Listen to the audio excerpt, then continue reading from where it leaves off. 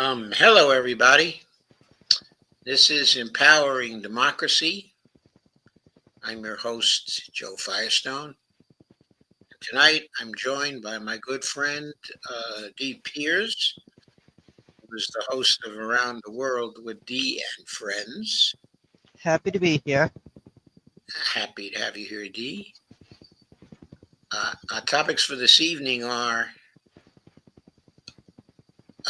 the SCO context of Iran's current um, um, um, activities. That is the Shanghai Cooperation Organization. Samson versus Samsonite, those being two different options. The idea of winning. I mean, what does winning mean in the context of the war between the Iranians and the United States and Israel? And our next topic is now what? In other words, after we've got the ceasefire, now what happens? hmm And the final topic is we're dead wrong on Iran. Yes, we are. So uh, I'm going to get started with the first of our posts here. And right now, I'm sharing and sharing and sharing. Okay, good, because I'll share two before I go to our first piece. Yes, Sharing is very important, yes, it is. Sharing is caring. and caring is sharing. Exactly. Okay. It's highly reciprocal. Yes. Okay. Sharing to all these different groups on Facebook. Joe's live, everybody. Come join us. Joe and Dee are live. Yes, come join us. Okay, so let's get started with our first piece, which is actually quite a deal, Okay. but I think they're all deals. This is a piece from Beyond's Review. I think it originally appeared at the Cradle. Okay. The title of it is 10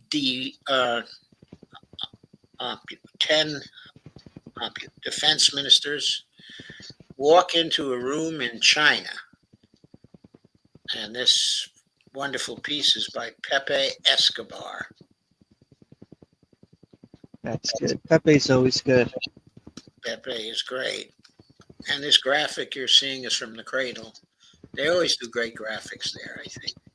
Yes, they do. And there, of course, is Putin looking very dour. He always looks dour, doesn't he? Yes, always. And then there is Xi, who is supposedly having a little trouble in China right now. And then also the president of Iran, specifically Pezeshkian. He's looking the slightest bit sad. I'm not sure why. But Xi always has a poker face. Right. So he's still got that poker face there. Okay, the SCO, the Shanghai Cooperation Organization, can do what NATO cannot: diffuse hostilities by providing, quote, indivisible security, unquote, to its Eurasian member states and across the multipolar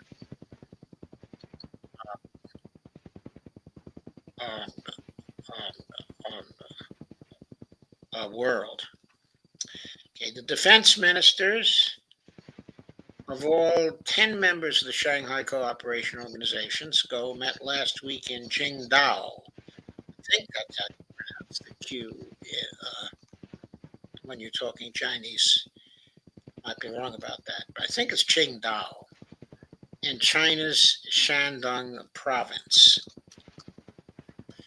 That in itself is the stuff drama is made of. Yes.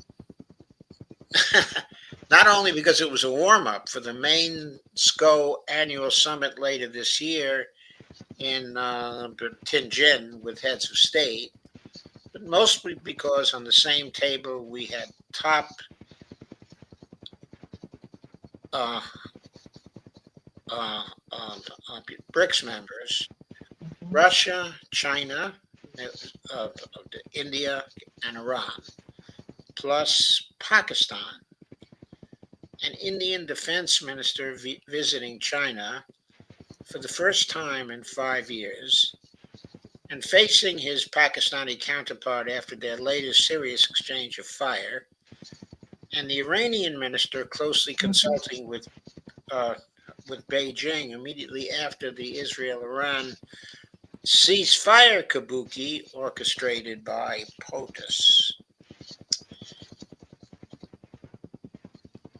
If that was not intriguing enough, the SCO meeting in Qingdao took place almost simultaneously with the NATO summit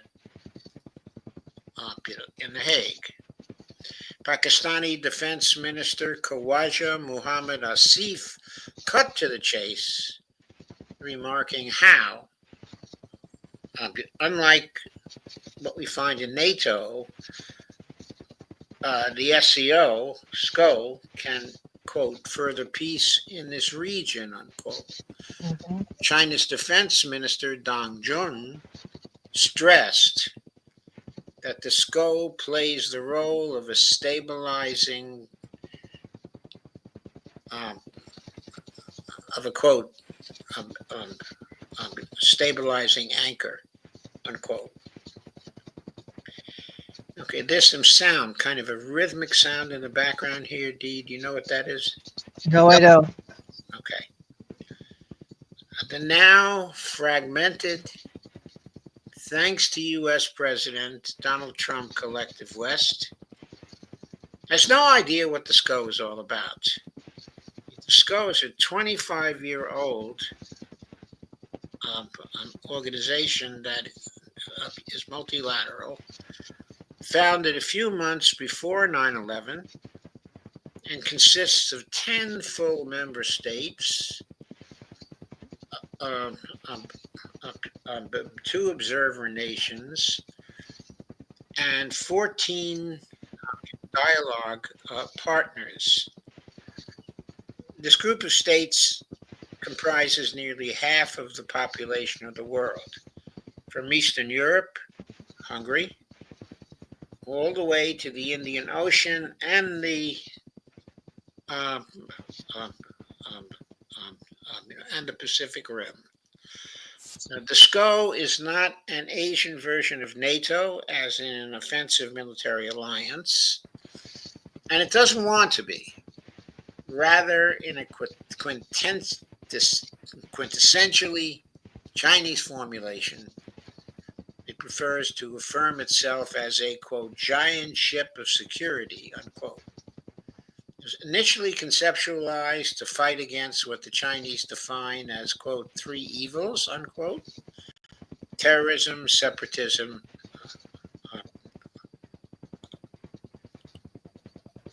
uh, and extremism. The SCO has seriously evolved into a mechanism of economic cooperation. Mhm. Its latest roundtable at the St. Petersburg uh, uh, Economic Forum, less than 2 weeks ago, for instance, was hosted by SCO's Secretary General uh, Nerlin uh, Yermakbayev. Uh, it was moderated by the ultra experienced Sergei Katirin, president of Russia's Chamber of Commerce and Industry, and focused on the challenges of creating a common SCO logistics, financial, and energy infrastructure. This panel, moderated by Alexei Gromyko, director of the Institute of Europe of the Russian Academy of Sciences, and with the Secretary of the Union State. The Union State is Russia, and Belarus. Sergei Glatziev as the main speaker. Intertwined the SCO with the Eurasian Economic Union, the EAEU, debating what is the role to be played by the post-Soviet space in the emerging multipolar economy. So the SCO today promotes not only joint counterterrorism drills and intelligence sharing, but also economic cooperation, fine-tuned to the cultural expectations of different civilizations. It's a multipolar type of organization by definition. Strategic partners, Russia, China, get on board. The heart of the matter in Qingdao had to evolve around what can be called the Primakov Triangle, a nod to former Russian Prime Minister uh, uh, uh, Yevgeny Primakov, who envisioned a post-Soviet autonomous Russian powerhouse in a new multipolar order. Today, we see that prescience. We see that prescience in a RIC, quote unquote, composed of Russia, Iran, and China. Okay, and not India. These three independent civilization states are at the moment the top three actors advancing the complex Eurasia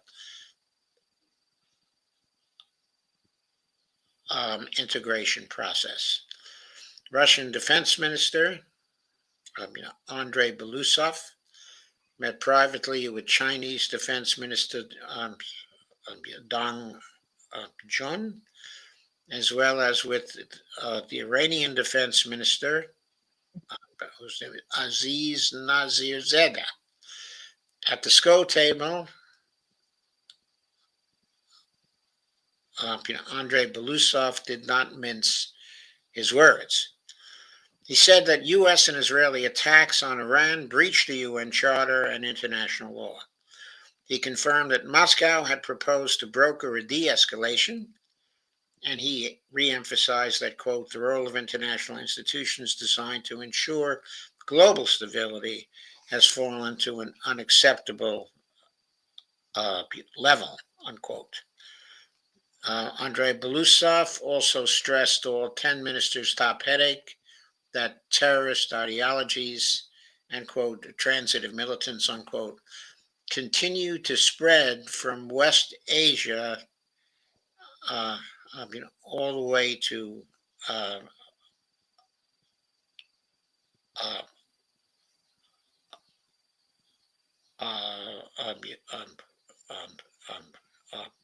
to Afghanistan. On Ukraine, Andrei Belousov was highly predictable. Russia is steadily advancing, and Kiev resorts to, quote, terror tactics, unquote, as it contemplates doom. None of the players at the SCO table would dream of contradicting him. Those sounds you're seeing in the background here are fireworks. So where was India amidst all this action? Well, refining its shopping list. Defense Minister Singh personally asked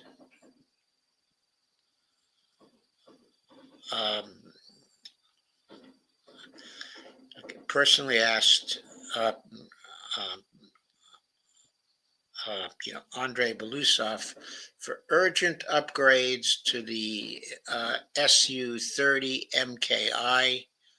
Okay, those are jets, and much faster delivery of the remaining S-400 Triumph. That's spelled TRI. TRIUMPH. UMF. These are a part of a hefty 5.43 billion deal. 3 units have been already delivered, and the next 2 will arrive by early 2026. These S-400s were instrumental during Operation Sindoor, the mini war of India against Pakistan. Following immediately after Trump's Israel-Iran ceasefire, quote-unquote, kabuki, Tehran approached Beijing to examine buying options for a substantial batch, at least 40 of Chinese J-10CE fighters, the export version of the J-10C.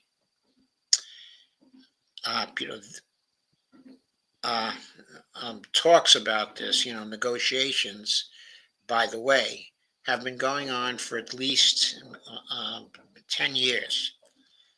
But it looks like the Iranians are now about to buy.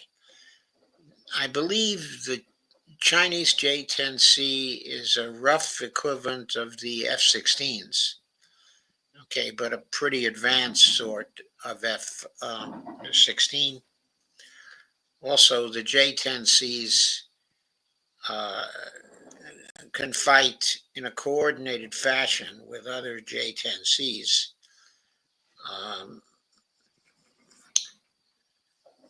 They have a networking capability with other J-10Cs, which is moderated by a ship that handles communications between all of them.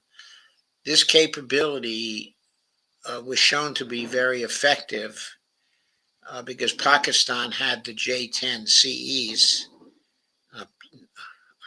India had some other planes, the Rafales from France, which were supposed to be much more capable than the J-10Cs. Okay, but in actual fighting, because of their ability to coordinate, the J-10Cs were very successful against the Rafales, even though the individual specifications of the Rafales are much superior to the J-10C. Going on with the article. From an Iranian point of view, in terms of low cost and availability, the J-10C might be a better option than the Russian MiG-35s and the Su-35Es, the export versions of the Su-35S. But it's important to remember that the Su-35 and the J-10C represent 2 different classes of jet fighters. Yeah, the Su-35 is a rough equivalent of the F-35, the U.S. flies. Okay, so that's, I think they call it a 4th generation fighter. Well, I think the J-10C is a 3rd generation fighter. So anyway, these 2 represent 2 different classes of fighters. Nothing prevents, Iran, the IRGC, from buying them both. A case of interacting strategic partnerships.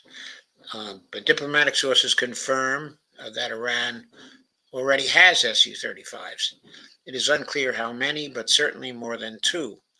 Russia is more than ready to sell up to 2 squadrons. Each squadron would have 12, so a total of 24 jets. The consensus in Moscow is that the Iranians will step up simultaneous purchases of top-of-the-line Russian and Chinese fighter jets, and certainly air defense as in Russian S-400s.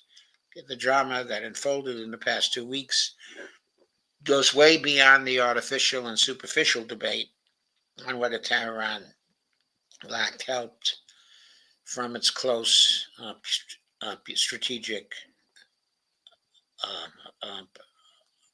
Russian and Chinese allies. While the IRGC wants those fighter jets after the painful lessons of Israel's 12-day war, it needs most of all to fine-tune its internal counterintelligence and insurgency apparatus. A substantial amount of punishment suffered by Iran came from domestic saboteurs who launched drones, planted bombs, and surveyed high-value targets to be murdered. The next section is called "We Want War," against Russia and China. Now compare. I think the "we" here is NATO. Now compare all these, Eurasian interactions in Qingdao with what happened in the Hague. Essentially, after being blackmailed by the appalling NATO Secretary General Mark, Hello Daddy, Ruda. The daddy here, of course, is Donald Trump. The EU decided to allocate a whopping 650 billion euros, approximately equivalent to $695.5 billion of funds it doesn't have to buy U.S. weapons to declare war on Russia and later China. This brings us to the 5% kabuki.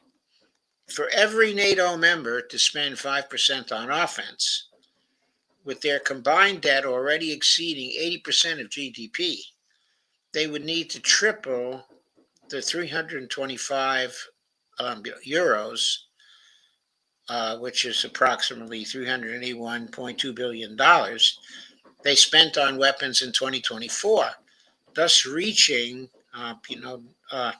nearly 1 trillion euros. EU citizens with a brain can easily do the math. There will be a non-stop orgy of, quote, cost-cutting, unquote, tax hikes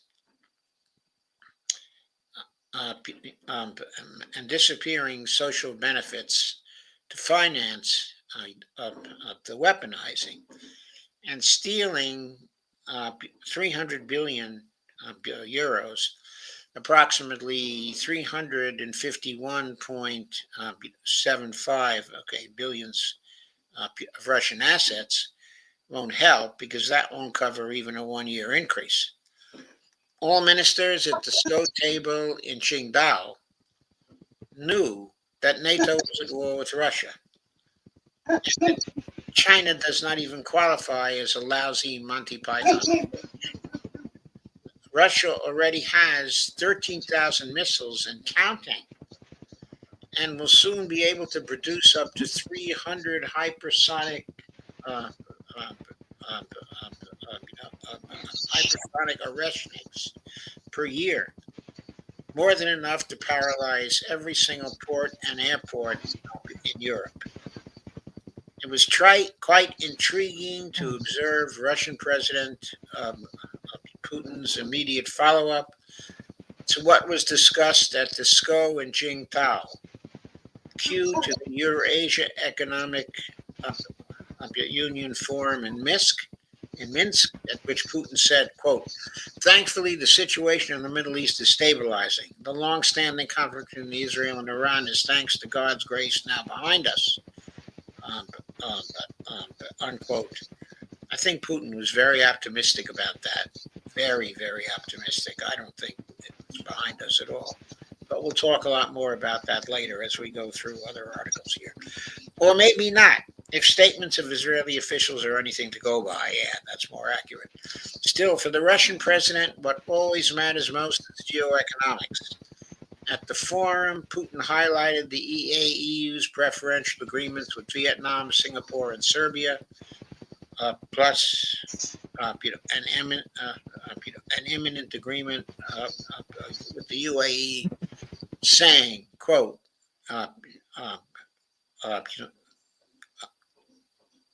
there are mutually beneficial relationships with countries across Eurasia, Africa, and Latin America that are actively advancing, unquote.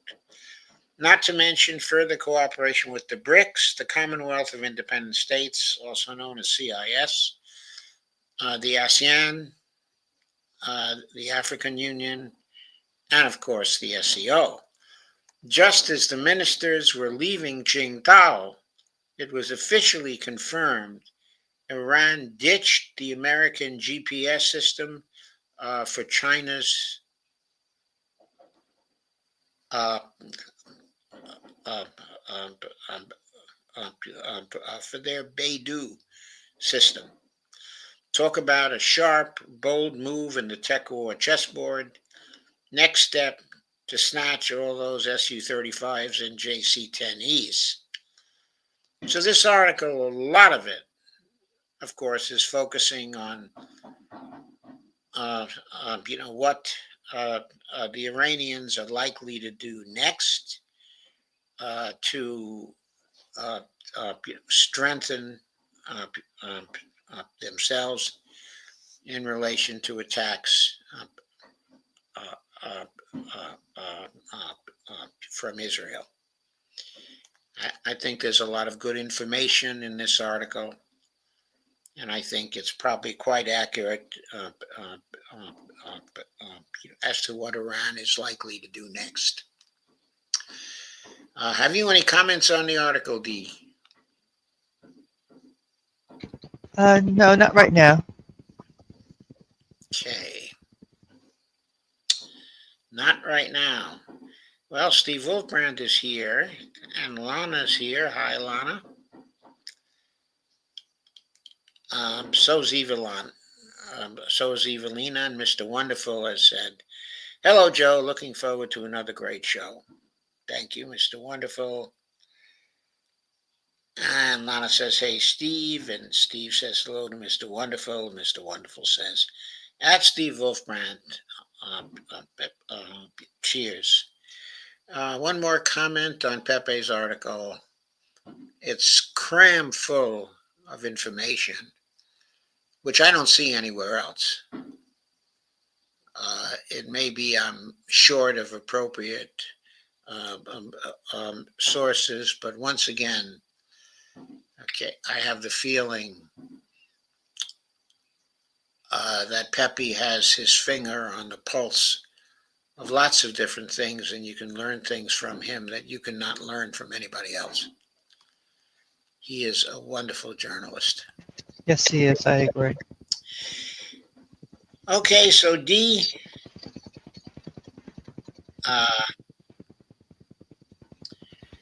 okay, it's up to you now.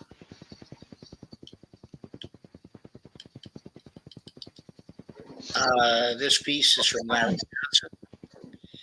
Please take it away. Okay. Here you go.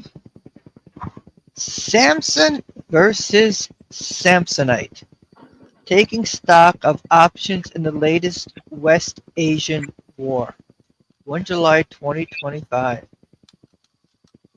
Samson option. Uh-oh. Not good. The following article was written by a reader of Sonar 21 who wishes to remain anonymous. So the article was posted by Larry Johnson, but he didn't write it in this case.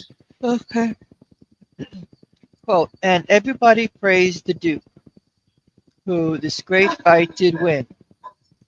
But what good came of it at last? Quoth little Peterkin, why, that I cannot tell, but 'twas a famous victory. After Blenheim, Robert Southey, 1796. Okay. I know, right? Interesting. Yes. On June 22nd, 2025, the United States launched Operation Midnight Hammer, an, quote, obliterating attack on Iran's nuclear program that has so far been peaceful. This happened despite The fact that the IAEA had not produced any concrete evidence that any enriched uranium had been diverted to weaponization. Iran's possible responses to such an unjustifiable attack had been gamed out, possibilities including devastating missile salvo on U.S. bases in the Persian Gulf, further attacks on Israeli infrastructure, closure of the Strait of Hormuz, mobilization of Hezbollah in Lebanon, drones from Ansar Allah from Yemen, and further resistance from Hamas in Gaza. Such events could have collapsed the world economy. Uh, but apart from a few token missiles launched by Iran at the Al Udeid base southwest of Doha, Qatar, that killed no one, the war seems to be on hold. There is a pause in hostilities without any actual ceasefire. What is going on? Several different viewpoints have emerged. Scott Ritter seems to think that the Israeli attacks on Iran, widely shown in the Western media, must have been quite painful for Iran. After all, for a country under so many sanctions, it is not easy to rebuild after destruction. The death of 935 people in Iran puts pressure on the Islamic Republic. It suggests that the government cannot defend its own people and undermines its credibility. This could lead to the decapitation and collapse scenario that had been dream of the neocons prior to the 12-day war between Israel and Iran. After all, if Iran had been in a dominant position, it would not have agreed to stop. Okay, so I have a comment here. I'm not sure this paragraph accurately is resenting the position of Scott Ritter, but later on in this program, we'll hear from Scott Ritter himself, and I think you'll get a different impression of what he thinks, okay, at that time. Okay, please go on, Dee. And I was going to say, a few weeks ago, we read an article where it talked about the Ayatollah Khomeini's position. If Israel wants to stop the fighting, that according to in the religious belief system, that they're supposed to stop. Remember we went over the different, and it kind of explained why Iran was acting the way it does? Yes, I remember. A Native American Muslim has written on Sonar 21 that the reason for pause in hostilities can be found in the Quran, that the Iranians adhere to strictly. If the enemy stops its attacks, the Muslims must also do the same, even if they hold a winning hand. So just to comment again, we covered that article Yes. in my last stream, okay, on Tuesday Okay. in some detail. It was a pretty compelling article, I thought. I thought so too, because it was really getting into the mindset. Yes. Because a lot of us wondered why Iran was not so forceful as a lot of people thought they should be. Yes, absolutely. Please go on. Laith Marov thinks that the reason Iran stopped their attacks was because Iran had brought Israel to the brink of collapse. Benjamin Netanyahu was begging the U.S. to help against the Persian onslaught by joining the conflict.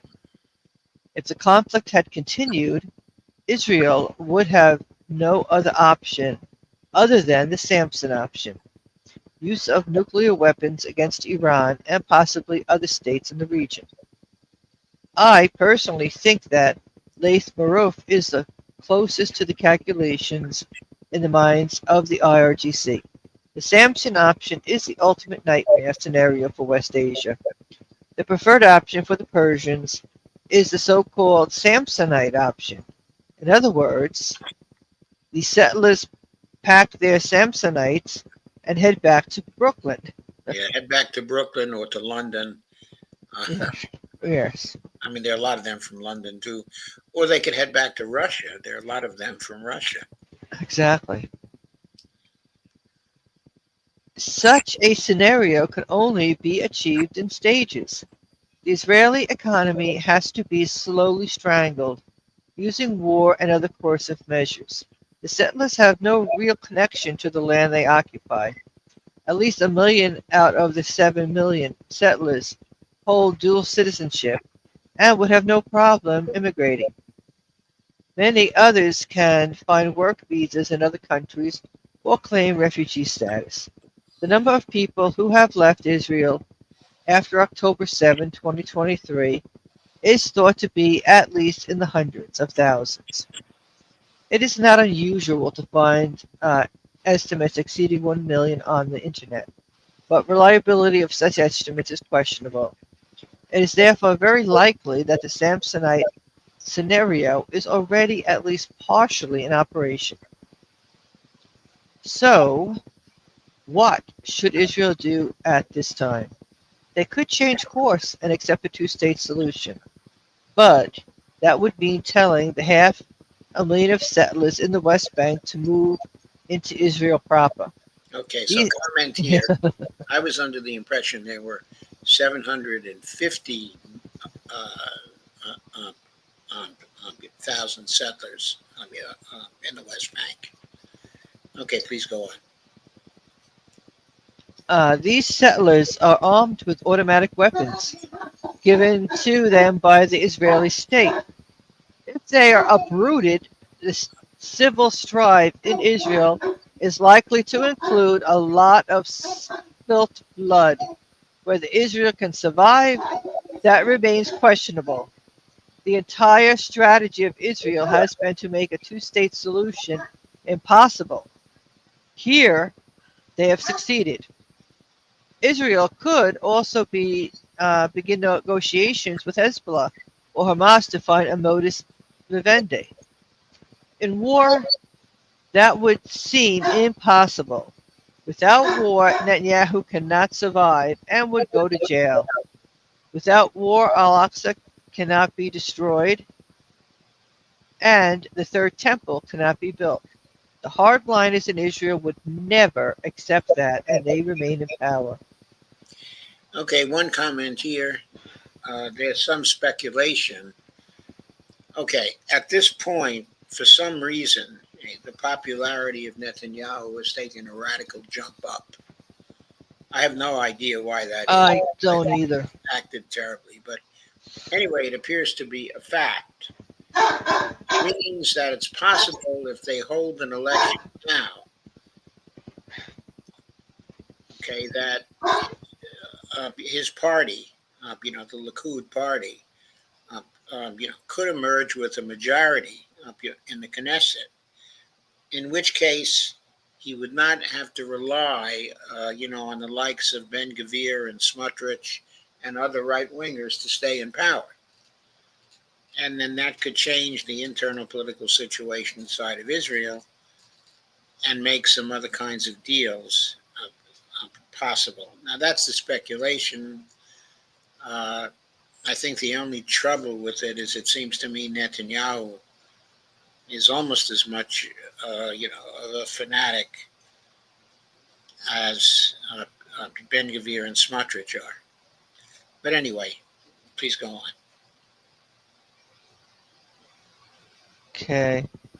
Just as September 11th, 2001 launched a series of responses from the US that have ultimately weakened its global position, October 7, 2023 has launched a series of responses from Israel that have limited its strategic options. So, what should Iran be doing at this time? It has been argued that they have been deceived into negotiating with the West and delayed signing the Mutual Defense Treaty with Russia. It has been argued that the Western aligned liberals who support Javad Zarif and Masoud Pezeshkian will do anything to gain approval of the Europeans, including not aligning with Russia. Although this point of view may be partially correct, it ignores a fundamental fact of Israel. At least 1 million Jews in Israel are Russian origin. Most Some hold people say dual there are 2 citizenship. million. You Okay, say some, about 2 million? yeah, some people say there are 2 million of Russian origin. Mhm.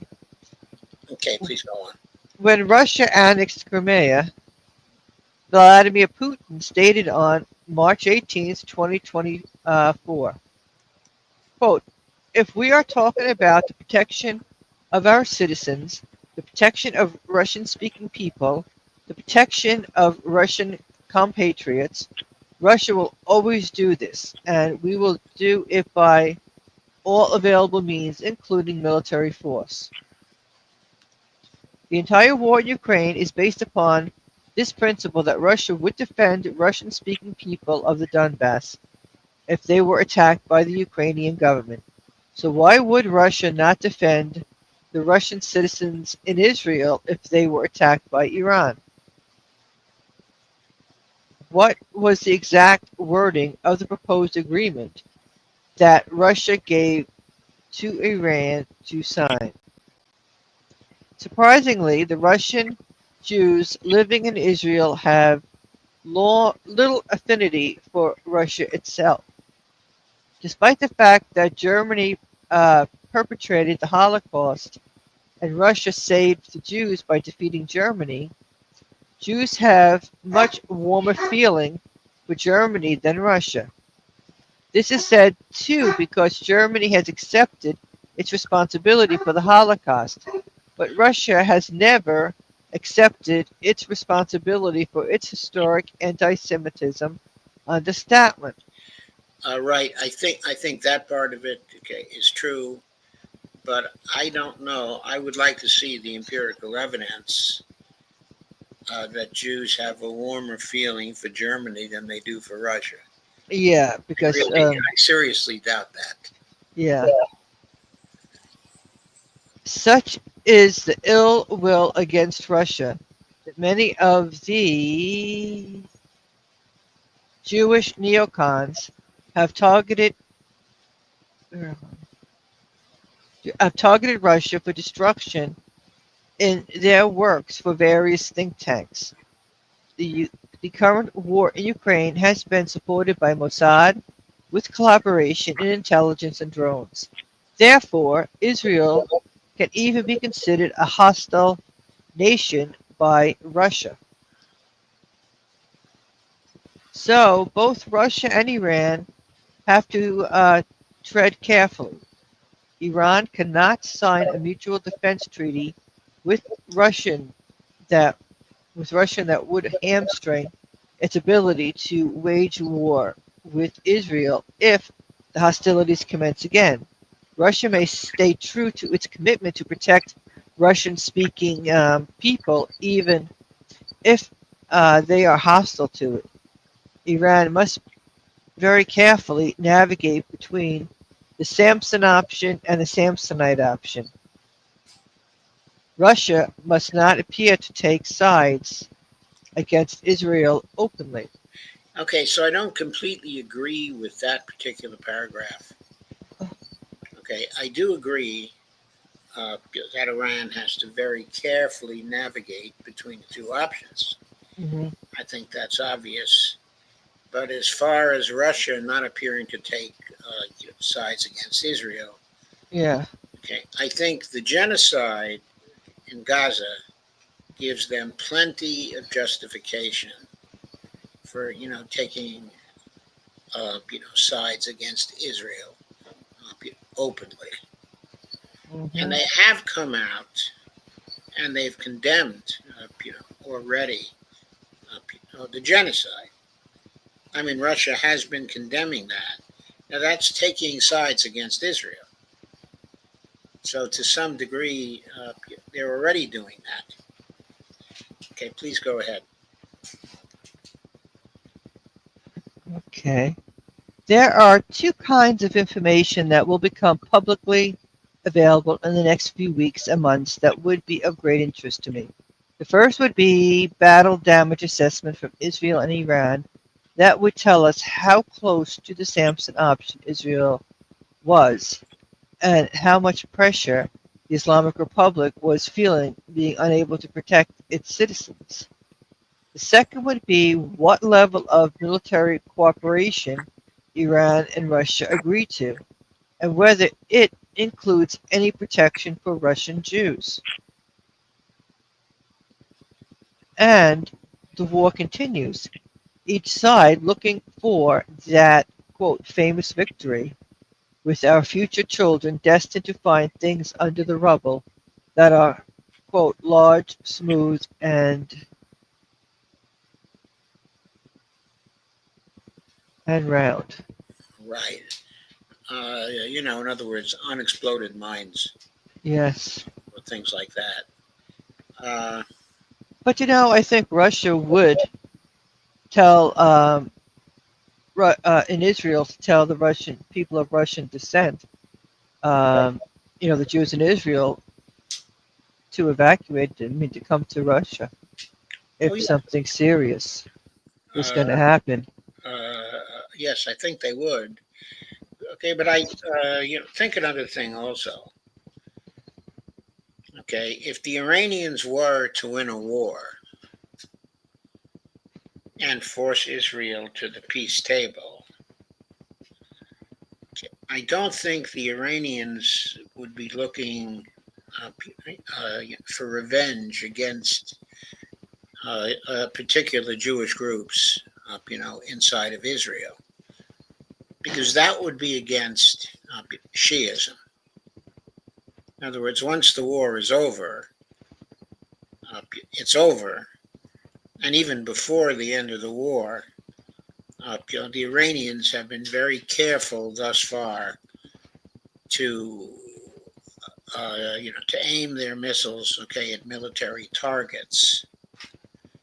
Okay, now there has been considerable loss of life in this war. It's beginning to come out, but that's because the Iranians have evidently, killed a lot of Mossad people, okay, and a lot of IDF people also. But those are military targets. It isn't clear that they've killed civilians. I think they've tried to avoid doing that because that's against Shiism as well. So, so what'd you think of that article? Um, it was interesting. Yeah, I thought it was interesting too. It was certainly a different perspective on things. Yes. Yes, and that's good. So,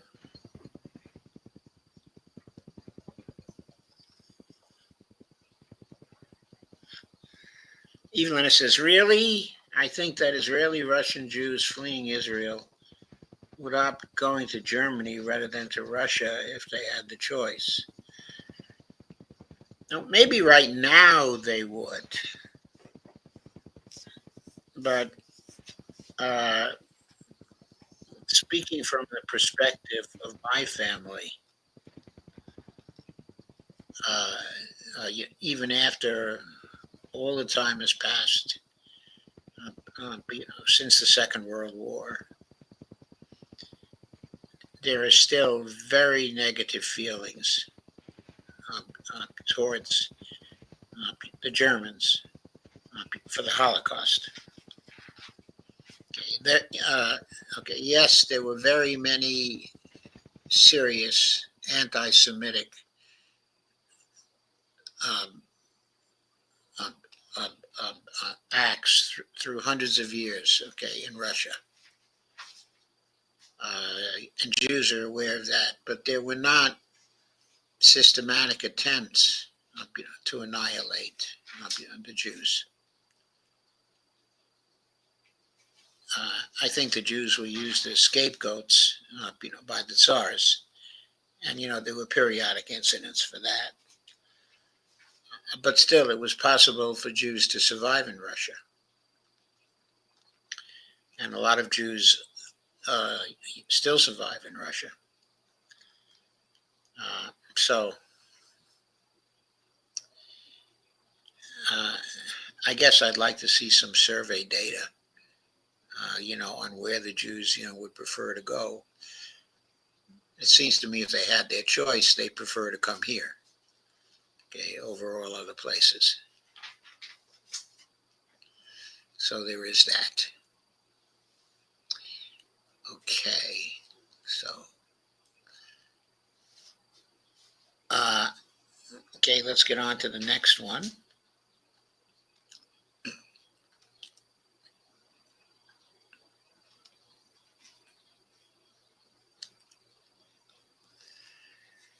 Here's a piece from Alistair Crook. What means, quote, uh, winning, unquote? I would have put that as what do we mean by winning, quote unquote. Here's Trump talking to some kids.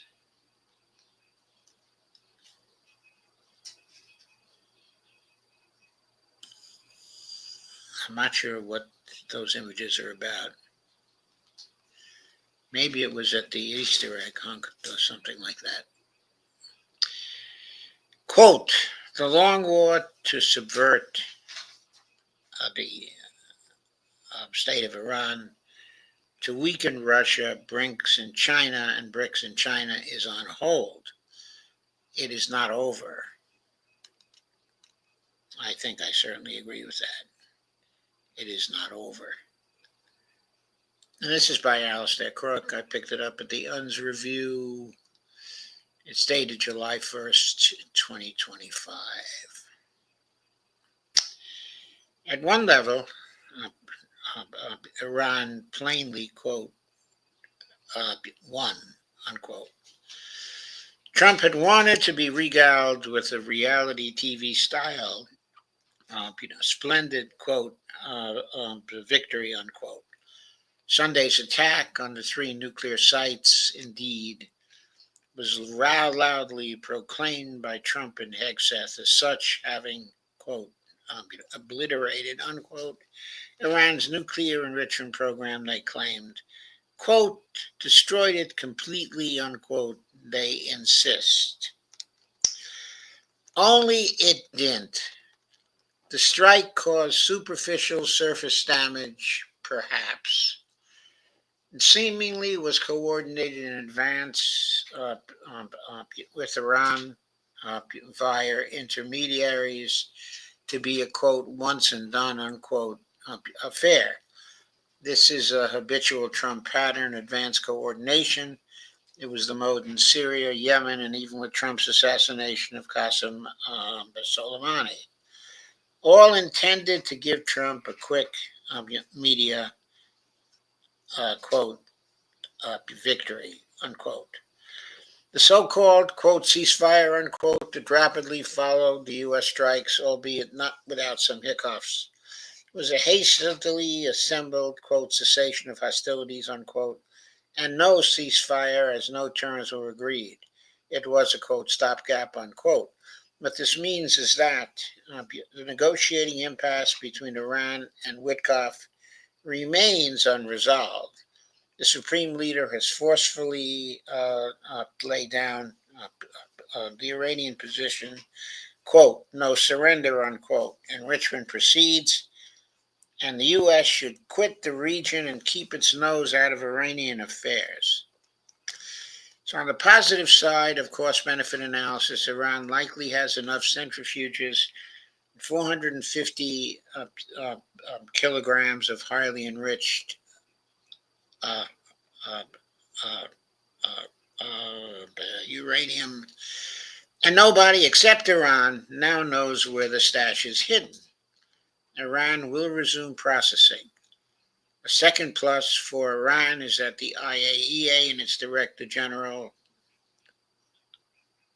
uh, uh, uh, uh, uh, Grossi have been so egregiously subversive of Iranian sovereignty that the agency most likely will be expelled from Iran uh, since July 1st. They have been expelled, okay, from Iran. In some cases, they were driven out by car. The agency failed in its basic responsibility to safeguard sites at which enriched uranium was present. Uh, the U.S. and European intelligence services thus will lose their, quote, eyes, unquote, on the ground, as well as forego the IAEA's artificial intelligence data collection, on which Israel's identification of targets likely was heavily dependent. On the cost side, um, um, from a military standpoint, Iran, of course, suffers physical damage, but retains its missile potency. The U.S. Israeli narrative of Iranian skies as, quote, open wide, unquote, to Israeli aircraft is yet another deception contrived to support the, um, quote, uh, uh, to support the winning narrative, unquote. As Simplicius notes, quote, there remains not a single shred of proof that Israeli or American, for that matter, planes ever significantly overflew Iran at any time. Claims of, quote, total air superiority, unquote, have no grounds. The footage up until the final day shows Israel continued relying on their heavy UCAVs, large surveillance and strike drone aircraft to strike uh, um, uh, uh, Iranian ground targets, unquote. Furthermore, dropped tanks from Israeli planes were recorded washing up on Iran's northernmost Caspian shores, suggesting rather uh, um, um, um, um, standoff missile launches were being mounted by Israel's Air Force from the north, i.e., from Azerbaijani airspace. Up to a level in the cost benefit analysis, all right, I shouldn't say to go up a level in the cost benefit analysis, one must move to the bigger picture that the destruction of the nuclear program was pretext, yet not the main objective. The Israelis themselves say that the decision to attack the Iranian state was taken last September/October of 2024.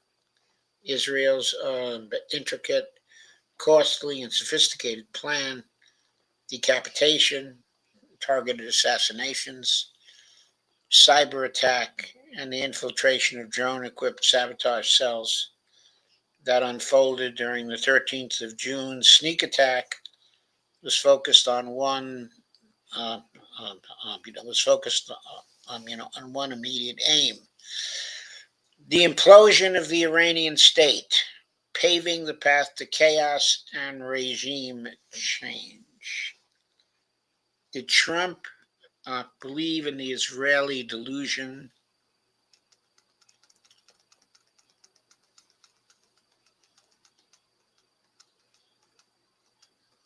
Sorry, I've lost my place for a second. That Iran was on the brink of imminent collapse? Very likely he did. Did he believe the Israeli story reportedly concocted by the IAEA Mosaic program that Iran was speeding, quote, towards a nuclear weapon, unquote? It seems possible that Trump was suckered, or more likely was willing prey to the Israeli and the U.S. Israeli firster narrative building. As the Ukraine issue has proved more intractable than Trump expected, the Israeli promise of, and quote, Iran ready to implode Syria style, unquote, and quote, epic, unquote, transformation to a new Middle East must have been alluring enough for Trump to brusquely sweep aside Tulsi Gabbard's assertion uh, that Iran, had no nuclear weapon. So has, the Iranian military response and the massive popular rallying to the flag been a big win for Iran?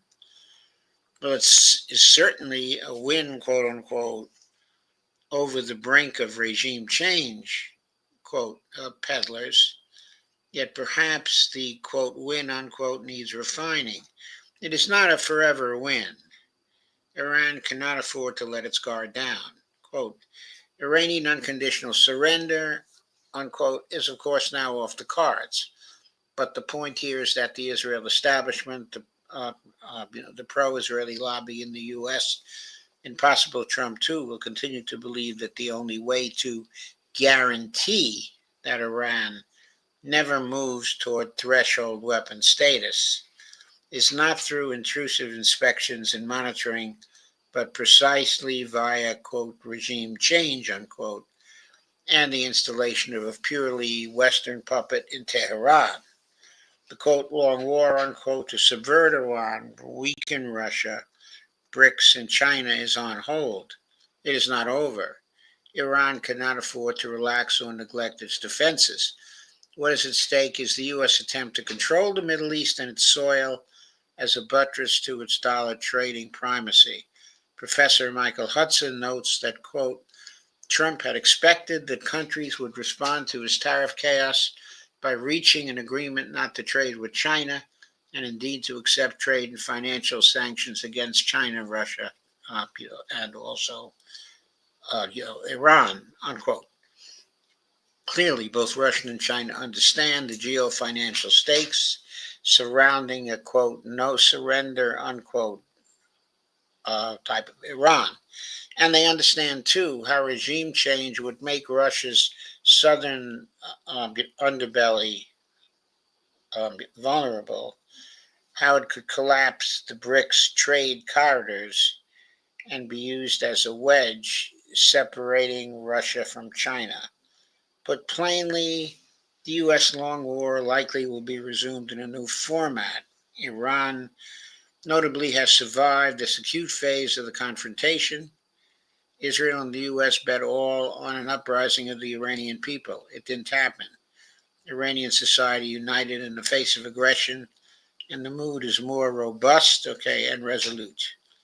However, Iran will, quote, win, unquote, all the more if the authorities seize on the euphoria of a united society to impart a new energy into the Iranian uh, um, um, um, into the revolution. The euphoria will not last forever, absent action.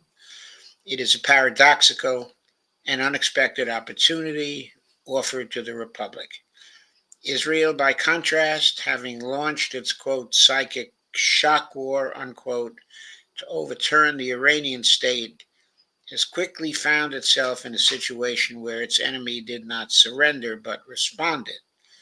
Israel found itself the target of large-scale retaliatory strikes. The situation quickly became critical, both economically and in the depletion of air defenses, as Netanyahu's desperate appeals to the U.S. for rescue duly attested. Moving to the wider geopolitical cost-benefit level, Israel's standing at the regional level of being unassailable when fused to American power has taken a blow. Think of it this way: in 10 or 20 years, what will be remembered?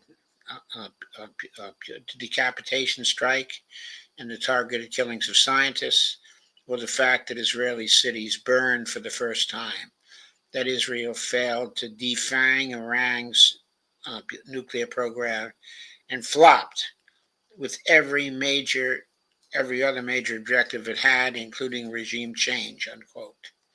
Quote again, the fact is,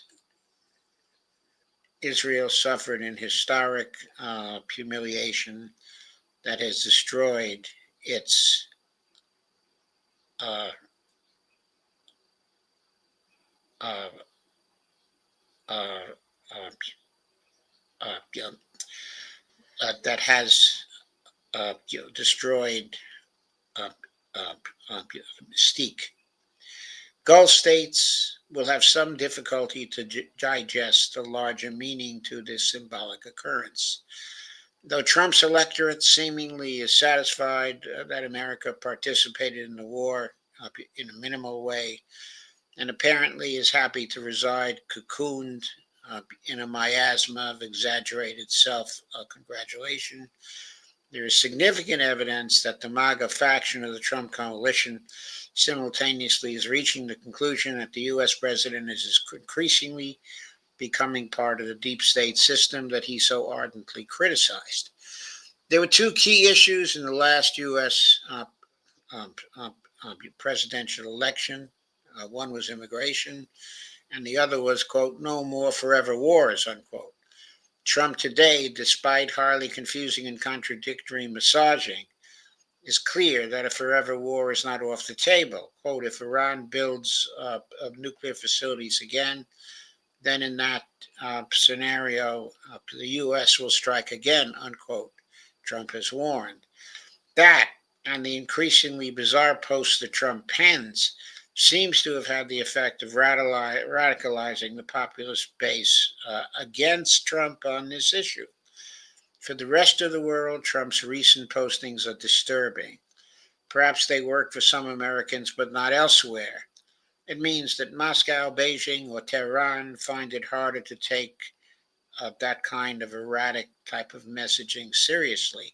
Equally troubling, however, is how divorced from geopolitical reality in a succession of cases Team Trump has proved to be in their situation assessments. Amber lights are flashing in many capitals across uh, the world. And of course, Alistair is, completely right about that. And there's an attached video here of his session on Monday morning with the judge, which was a very good session. But this write-up of his views, I think, is also very good. His characterization of what happened during the war, what Iran won, is very accurate and very savvy.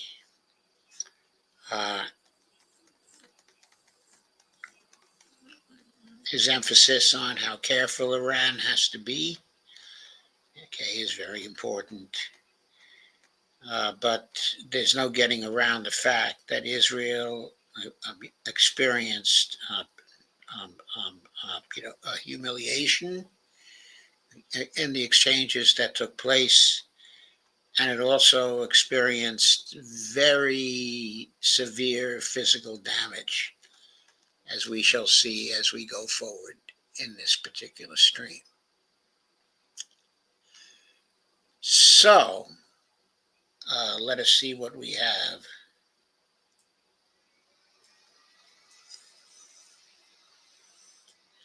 Evelina says, certainly Germany has shown they'd be welcomed, judging by how vicious German police has been with the pro-Palestinian folk up in the country.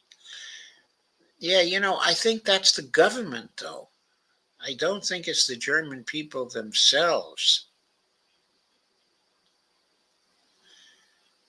I think increasingly the German people have had it, with the genocide. I think the government of Merz, though, is awful. There's no question about that. I mean, that guy I think he's so out of touch with the feelings of the German people. And with a lot of the rest of Europe, it's ridiculous. Anyway, please do share, like, and subscribe. We have very few people here tonight. probably because of the fireworks. They now have quieted down outside of my window. I think they're done for the evening. Uh, okay, maybe they're done all over the country for those who had their fireworks on the 5th. So maybe we'll see some people who will be arriving late here. But meanwhile, let us go on to our next piece, which asks the question, now what? Mhm. And it's by Patrick Lawrence.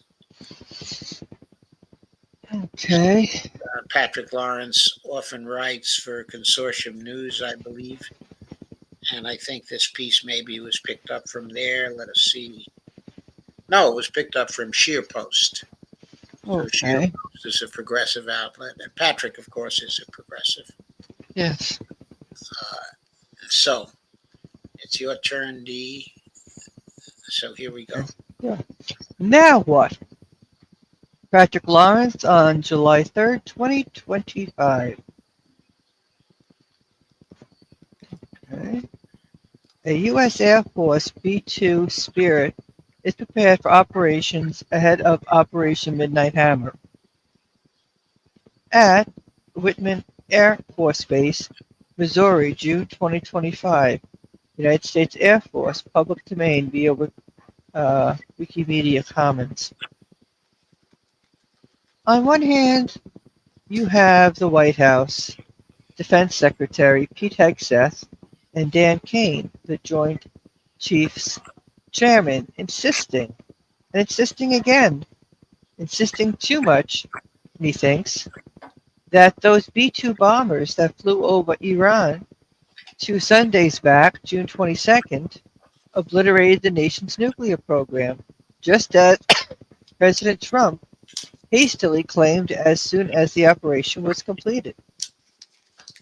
Hegseth, at a news conference with Kane 4 days later, quote, U.S. attacks have effectively destroyed Iran's centrifuge enrichment program. You want to call it destroyed? You want to call it defeated?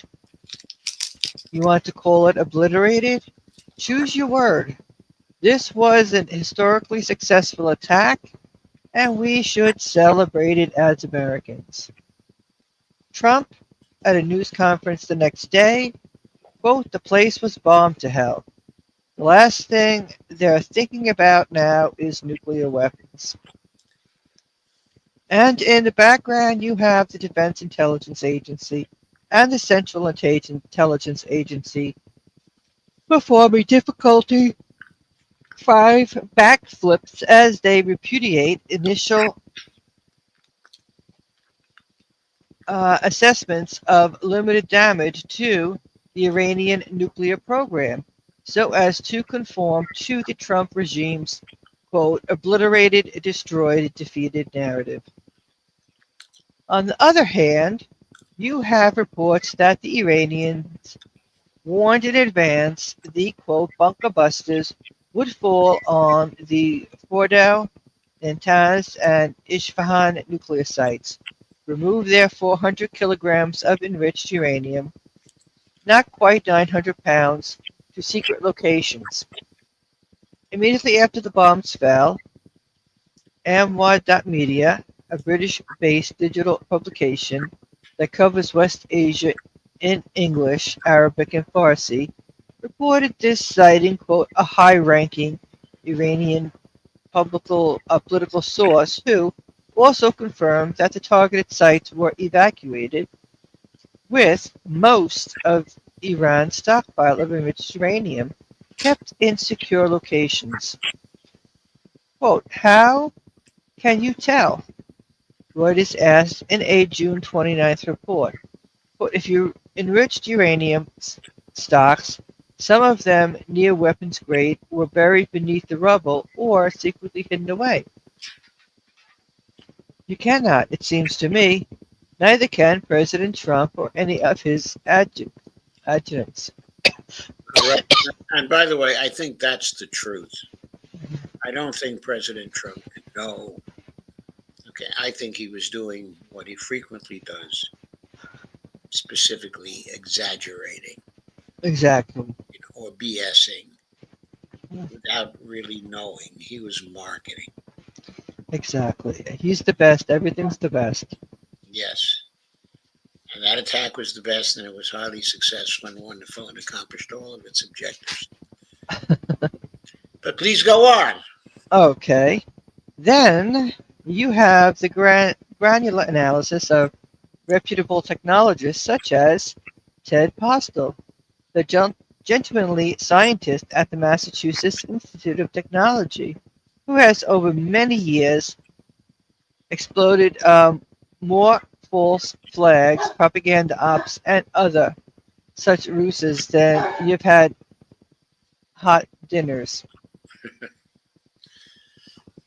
There is a satellite imagery showing 16 tractor trailers lined up at Fordo in the days before the B-2s flew.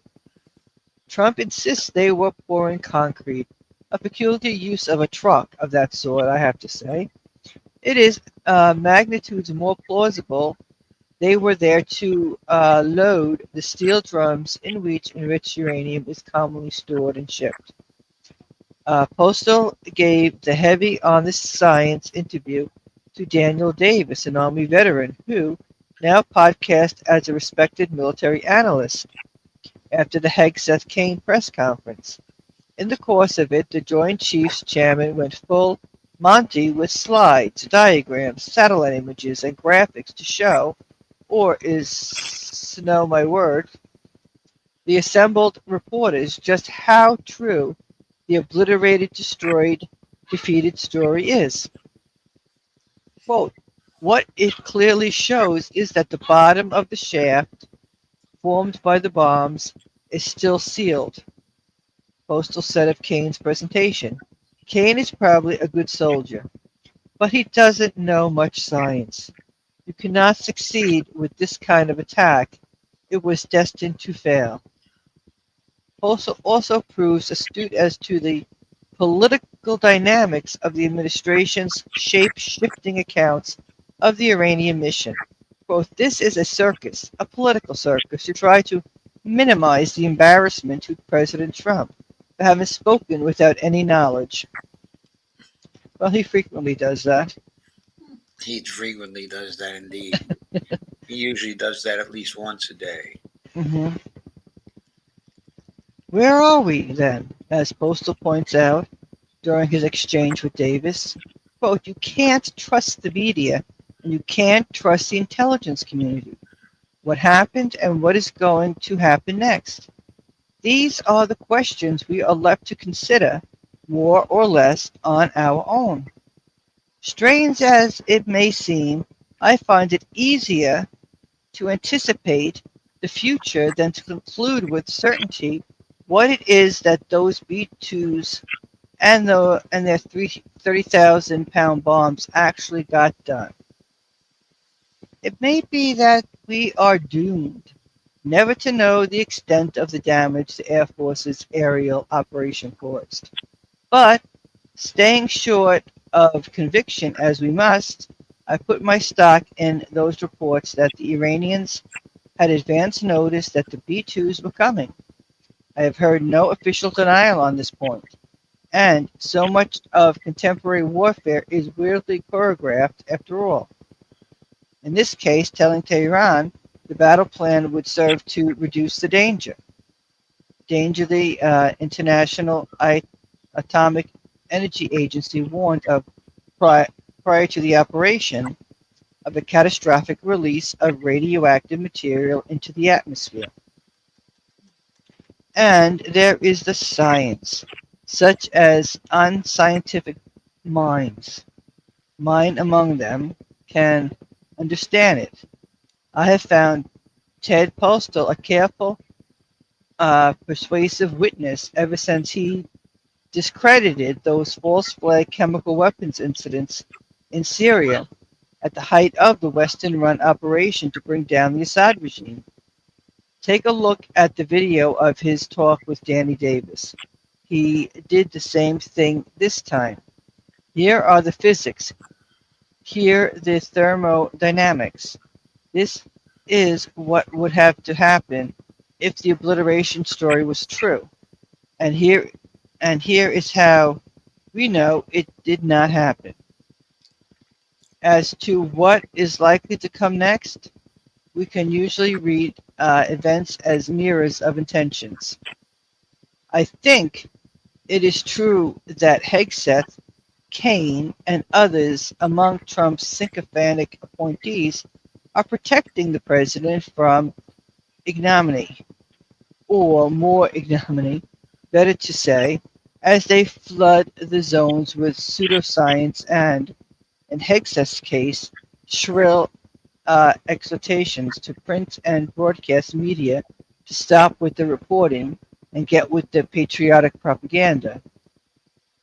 Read the transcript link above for the full taste of this crude harangues. Yes, of course, harangues. Yes, Indeed, very crude harangues. yes, but there is more to President Trump than his obvious concern for appearances. In my view, he is very eager to avoid any circumstance that would require another American air campaign in Iranian's airspace. He wants neither the risk nor the responsibility. This is how, paradoxically, I read this warning the other day that he will bomb again if Iran resumes its enrichment processes. When Trump drops threats like granite boulders, we can read in them what he actually wants. In this case, it is another way of saying, quote, please stay with the ceasefire and short of the nuclear stuff. With Trump, it is as it was with Joe Biden and numerous of their predecessors. One can never tell the extent to which Trump is willing to restrain the Israelis as they advance their aggressions, which any American regime could do in very short order, and the extent to which he pretends to be willing to restrain the Israelis but has no intention of doing so because of the Israel lobbies. The New York Times ran a report Monday, June 29th, under the headline, quote, Israel's military appears poised to expand into Gaza City amid ceasefire calls. While Trump and his national security people press for a ceasefire in Gaza, with what degree of vigor we do not know. The Zionist state just ordered Palestinians to evacuate the Strip's main city after not operating here for many months. So they seem to be going in yet again. Quote, there has been no advancement in the ceasefire talks. The Times, quoting two Israeli officials and another unnamed source, reported, this development has nothing and everything to do with Israel's current posture towards Iran. As I interpret it, Israel has a little intention of ceasing its operations against Iran. Now that they are finally underway, as it does to end its genocidal ethnic cleansing of the Palestinians of Gaza. These aggressions are both fronts in what the Israelis call their quote seven front war across West Asia, and we must not lose sight of this. We witness a thematically a unified campaign of terror. There is no place in it for ceasefires, peaceful coexistence, or anything else short of total victory. Yes, I Uh, think that's a true characterization of what the Israelis are about. exactly. As in Gaza, so in the West Bank, and as in Gaza and the West Bank, so in Lebanon, and as in these three, so in Iran. I say no chance whatsoever that the Israelis consider themselves done with the Islamic Republic, destroying the nation's nuclear program, wrecking the economy and essential infrastructures, creating a state of political chaos, assassinating or otherwise decapitating the leadership. All this appears to be under discussion among Israel's war planners. And we have to emphasize all of these are violations of international law. Yes, Everything there is entirely illegal. right. And you know something? There was a person in the Knesset had said once they finish with Iran, then they're going into Egypt. Oh, really? Yeah, they're just saying this stuff out loud. Why are they going into Egypt? I thought Egypt was a vassal. Who knows? I mean, what's the deal about their going into Egypt? I mean, I thought after Iran, they were going to go after China. Yeah, you would think that, but they're saying that they're saying they want, I guess the delusion of having the Jewish supremacy and taking out the leaders and having them, uh, you know, making more Jewish settlements. And like you've said before, where are they going to find all the Jewish people around the world to go there? They have no idea where. I think the world are less and less interested in going to Israel because of what Israel has been doing. Right, I mean, who wants to live among genociders? right. I have no idea. I have no idea either. Please, Okay, go on with that paragraph. It is merely a matter of time before the Zionist state resumes its aggression. Then there will be more questions. Chief among them, what the United States and the rest of the West will do as more barbarities unfold before the world's eyes. Okay, good. And that's that. And in the background, you probably hear the puppies. They're 8 weeks old now. Oh, there are suddenly puppies.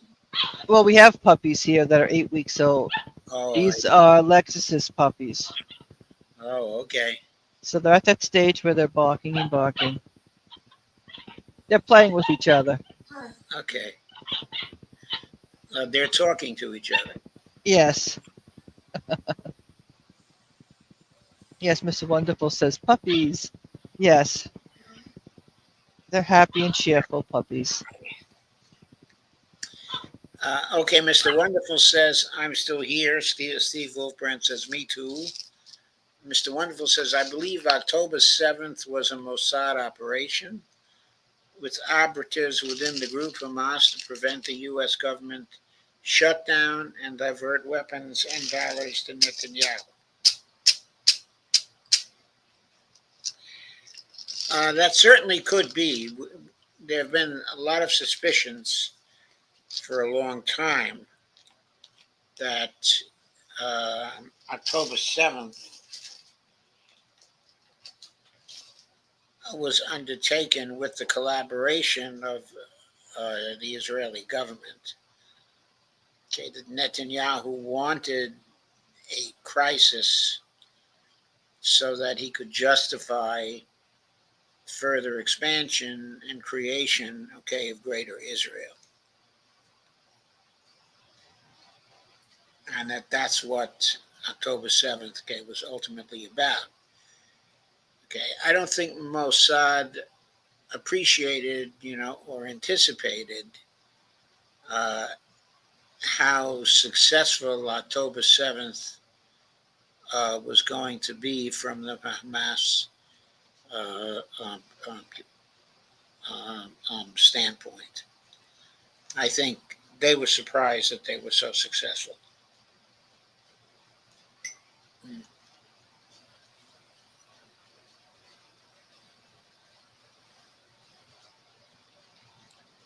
Mr. Wonderful offered, I am also of the view that the IDF and Mossad have been feeling the White House intelligence, feeding the White House intelligence, quote unquote, to justify Netanyahu's plans made public at the 2023-2024 UN General Assembly, and for decades to attack Iran. Yeah, I believe that too. Certainly, Mossad have been feeding the White House intelligence. Uh, yeah, I think Mossad agents have been involved in giving briefings to the Congress, uh, concerning, how close Iran was to, getting a nuclear weapon. In other words, there was a claim that Iran would be able to get a nuclear weapon, within days. And where was that claim coming from? It's coming from a briefing that was being given to Congress people. And where was the briefing coming from? Or was it from the U.S. intelligence agencies or from the Mossad? Congress people who were talked to about this would not say. I don't know if they don't know. I don't know if they didn't ask the question of where the information came from, but I do know they were very impressed with the style of the briefing. Mr. Wonderful says Trump was clearly being fed Mossad intelligence. There has been nothing but a hoax and another Iraq fake, WMD. Absolutely. 10 days after 9/11, General Wesley Clark said in a Democracy Now! Interview that on September 20th, the U.S. was to illegally take out 7 countries in 5 years. Syria, Somalia, Lebanon, Iraq, Libya, Sudan, and Iran. Well, certainly it took them a lot longer than 5 years, and they've never been successful with respect to Iran. Mr. Wonderful says puppies. By the way, Netanyahu made his plans public at the 2 weeks. Yeah, I know. I remember the speech. The day he ordered attacks on Nasrallah. Evelina says, but if we were to believe Iran, it was never interested, in building a nuke.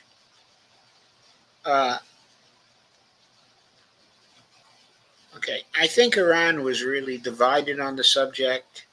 I think there were Iranians inside of the government who were always interested, in building a nuke. But the supreme leader had authored a fatwa in 2003, I believe,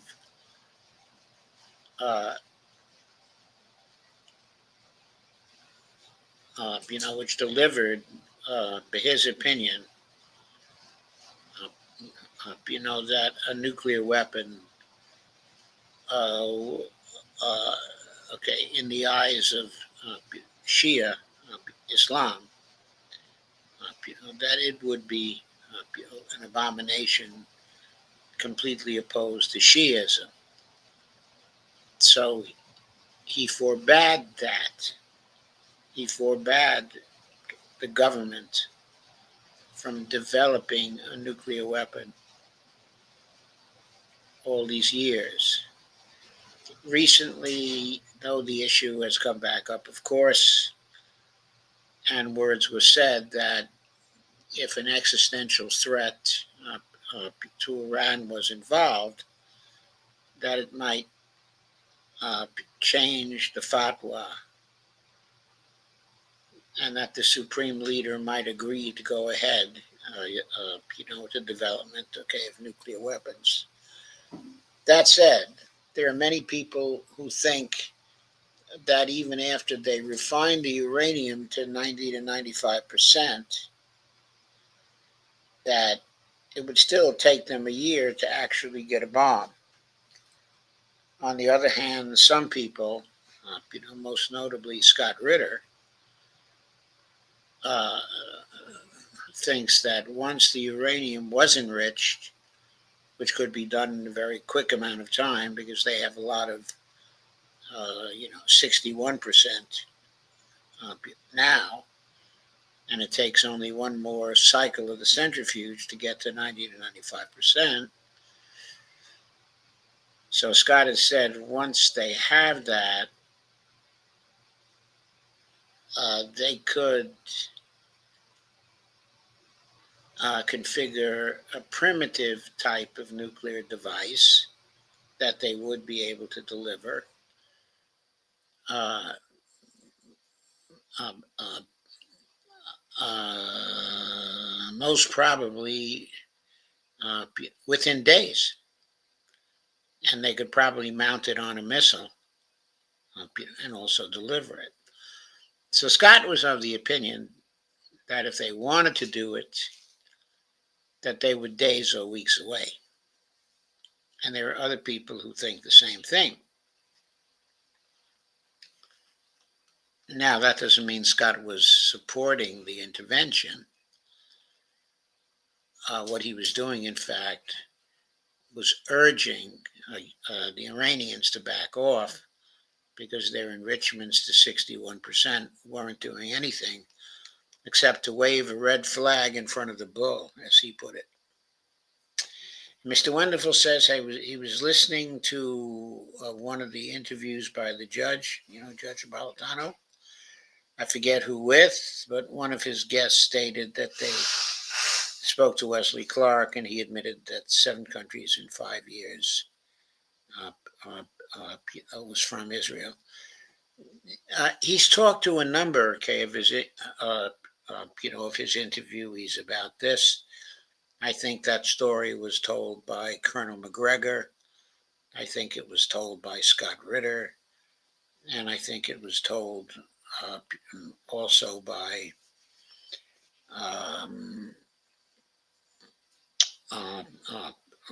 by Larry Johnson, as well. The 7 countries in 5 years tale.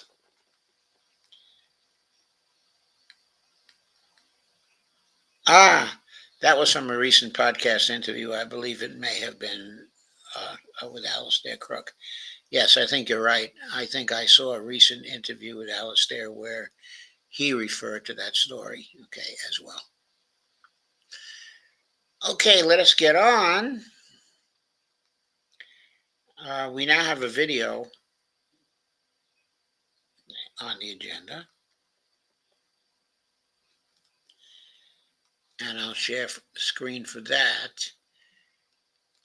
The video is from Nima, Alkershit, Dialogue Works.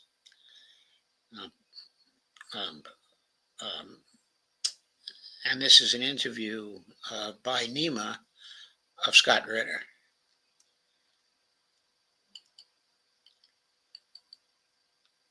The interview is roughly a half hour, and we're going to go through the whole thing. For those of you who don't know, Nima, is originally, is from Iran. He's now, a professor, and he teaches in, somewhere, in the Brazilian countryside. I don't know, in which college, but he's a professor in good standing. And his interviews are very good. And as time goes on, he talks more and more in his interviews. They're becoming more and more like a conversation. This one's a particularly good one. The title of it is Wake Up West, You're Dead Wrong About Iran. That's one item we have on the You're Dead Wrong list. But we have another article coming up after that, which underlines the conclusion that we are dead wrong, as well. So let us start off on this. What's your take on what's happening right now? We've learned from All right, maybe the whole key on a kite string in a thunderstorm thing wasn't my best idea. What's your take on what's happening right now? We've learned from Iranian sources. It seems that they have Iranian media published a map on Israel that everybody, all these planes going to Israel. What's going on in Israel? Are we going to see new attacks on Iran? I believe we're headed in that direction. I think what we see right now is a master plan that's been embraced by both. So far,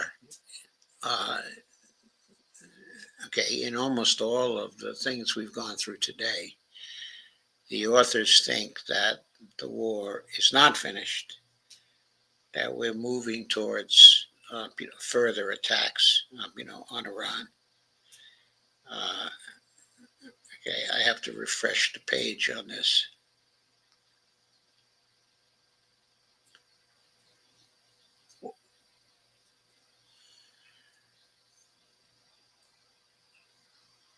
They've taken this video down 3 times because it teaches you how to hit lottery tickets every week. Watch now while it's still up before they. How things could Sorry play out. about that. I go back to the beginning on this.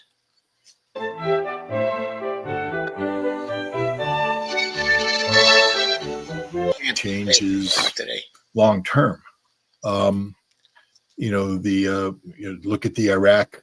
It took a decade or more to get rid of Saddam Hussein from 1990 to 2003.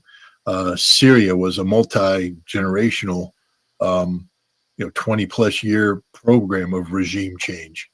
Iran has been under sanctions for some time now. This Israeli-U.S. attack has set Iran's nuclear program back. Hasn't eliminated it, though, which I think was by intent, because now it's what I call the inspection trap. It's the same, way that the United States trapped Iraq with weapons of mass destruction, trapped Syria with chemical weapons. Even though Syria gave up its chemical weapons in 2014, 2015 under OPCW inspections, the United States and the West continue to, make allegations of Syria cheating, holding on. And right now you see the same play being done. The IAEA has to be allowed back in. Iran won't, and that's deliberate. This was a deliberate setup by the IAEA to make themselves unwanted in Iran. So, what happens when you don't have inspectors on the ground in an incompletely destroyed or not destroyed at all nuclear program? It allows people to say, oh, they're pursuing a nuclear weapons program. We have to keep the sanctions in place. We have to keep, the pressure on. And it could lead to a situation where you have periodic exchanges of bombing designed to destroy the social fabric of Iran and bring. So I think Scott is right about that. And I think there's another conclusion that becomes quite clear.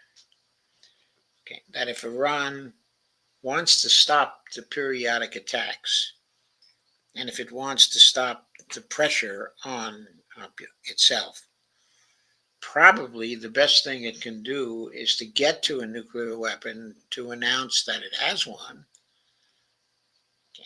and to announce that it will be able to deliver it to anybody. So people had better leave them alone. It should do its best in order to develop a capability similar to North Korea's. And then that's probably its guarantee not to be attacked. I mean, as long as we're going to keep the pressure on Iran anyway, as long as we're going to take as an excuse, that it expelled of the IAEA. Now remember, the IAEA was expelled because the IAEA leaked information to Israel that was critical in the first day of the attack on Iran. It gave all kinds of information to Israel about the locations, the identities and locations, of 100 nuclear scientists who were killed on that first day by the Israelis. They would not have been killed without that information that they got from the IAEA. The IAEA was basically, they were basically serving as spies, leaking information to Israel. So how can you have the IAEA in your country? If you want to have an inspection regime, you have to get rid of the IAEA and start from the ground up with entirely new people and entirely new administration, because trust cannot be recaptured in the IAEA. So that means the NPT is a dead letter, because without inspections, there's no enforcement capability, under the NPT. On the other hand, if you have inspections, there has to be an iron integrity inside of the inspection regime that forces it to be unbiased and be fair, with everyone. And this is where the IAEA has failed, and in fact has made it almost imperative for the Iranians to develop their own bomb and means of delivering the bomb as quickly as possible. Consider, the Iranians have enough of the uranium, one cycle away from getting to weapons grade, and there would be enough of the weapons grade to make 6 bombs. How many bombs would the Iranians need to completely obliterate Israel? I don't think it would require all 6 of those bombs. But if they use them anyway, then Israel would be a wasteland for some time to come. So I think having a bomb restores what has sometimes been called the balance of terror. It would create a balance of terror in West Asia. And the Israelis could not hope to attack Iran with their Samson option. Bring down the Iranian government, which is the objective of the United States and Israel. It's never really been about the nuclear program, because I think the West understands there never was a nuclear weapons program, and I don't believe Iran is going to be pursuing a nuclear weapons program. Just like, after a couple years, Saddam gave up and any desire of having weapons of mass destruction, but we continue to say, oh, he has them, they're secreting. Syria gave up their chemical weapons, but they had them, they were secret. Iran doesn't want a nuclear weapons program, but they have a nuclear program now that's not being inspected by inspectors, so therefore we believe they have nuclear. I just think that this is what we're looking at now. It's a variation of a theme that's succeeded in Iraq and in Syria, and Israel and the United States believes it will succeed in Iran as well. So the West, he believes from this point on, is going to play a kabuki game, pretending to go after the nuclear capability of Iran, but what they're really after is regime change in Iran. I believe Scott is right. I think that in the aftermath of during the attack on Iran, we've learned what I was surprised, because I saw how the Iranian society has changed. I haven't seen this, Scott, before. I read about it in the aftermath of during the war with Iraq. And even the people who are in the West, who are outside Iran, they somehow criticize the government, the system, and all of this, they're supporting the government. They're supporting Iranian people. Waiting for lightning. Starting to think there's a better way to get electricity. Wait, the sun. So why am I standing in the rain? And I don't see Iran giving up with these sort of pressures. Do you feel that Donald Trump would understand that if they go to war, it can take a decade, in my opinion, and they're not going to win because Iran is different. I don't know how much of this sort of understanding is acceptable for the administration. In order for something to be comprehended or understood, there has to be knowledge. And I don't believe there's anybody in the Trump administration that has genuine knowledge of Iran. We have intelligence operatives who are able to. I don't know that that statement is so stunning. Okay, but I think that if that statement is true, that is very stunning. That we're attacking a foreign nation, and within the decision-making group, okay, inside of the United States, there isn't a single person who knows the country we're attacking very well. We're attacking another nation, okay, in ignorance. That has to be one of the worst crimes in the whole world. Identify weaknesses in the Iranian structure, but these are standard weaknesses you get anywhere. People like to drink. People, have sex outside of their marriage. People need money. All of these things are, human foibles that are vulnerabilities that are exploited by intelligence services for blackmail, for greed, etc.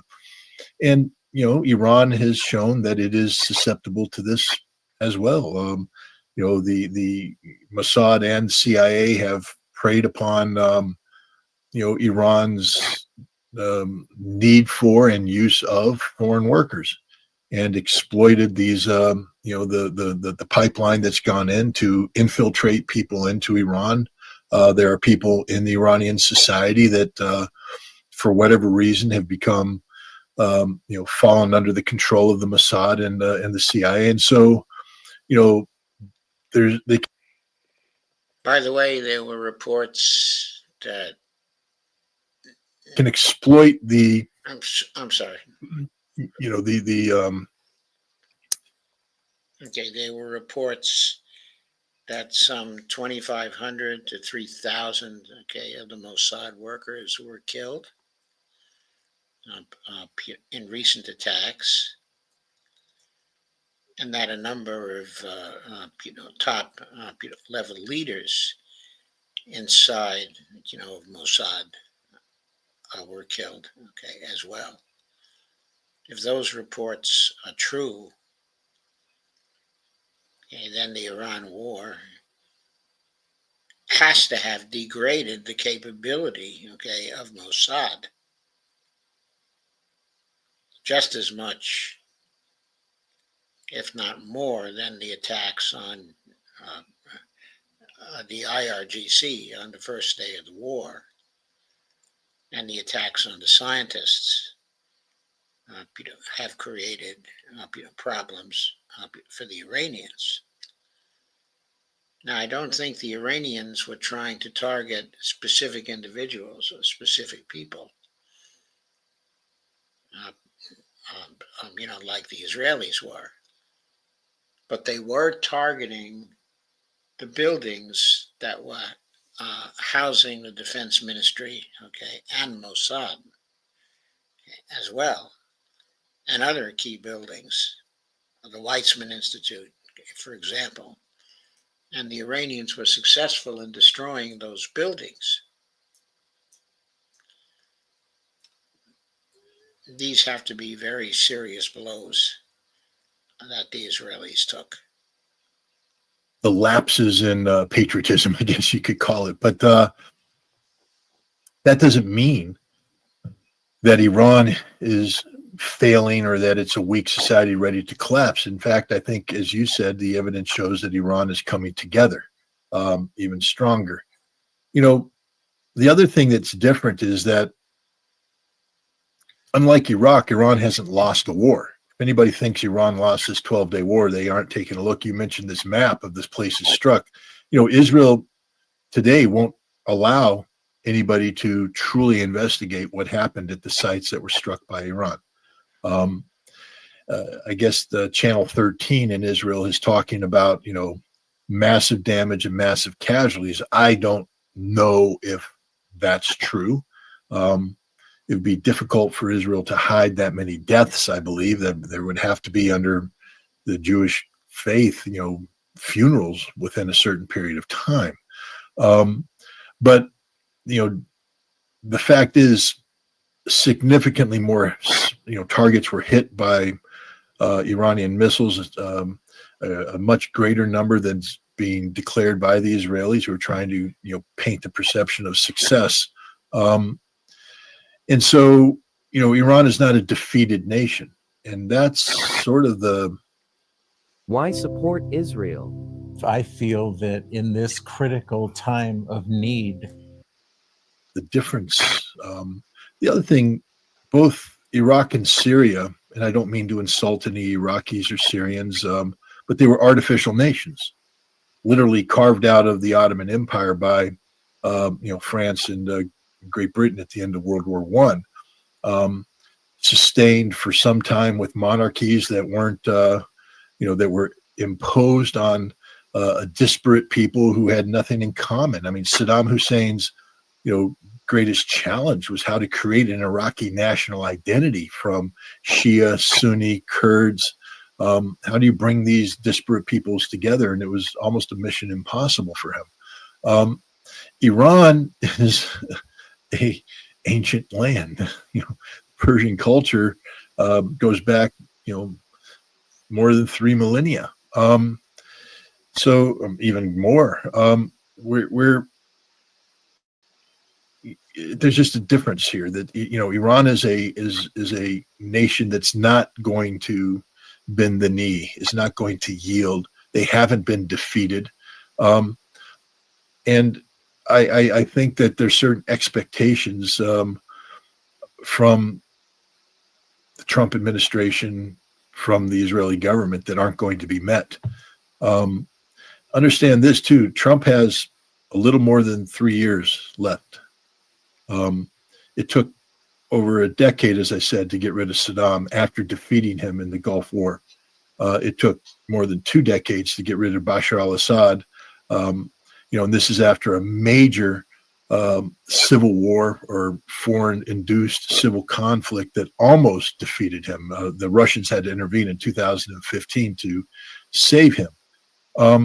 Iran hasn't been defeated. In fact, Iran has punched back very hard against Israel, and Iran still has the ability to intimidate the United States. If you don't think what happened at Al Udeid Air Base wasn't an act of Iranian intimidation, meaning that the United States was purposely trying to avoid major retaliation.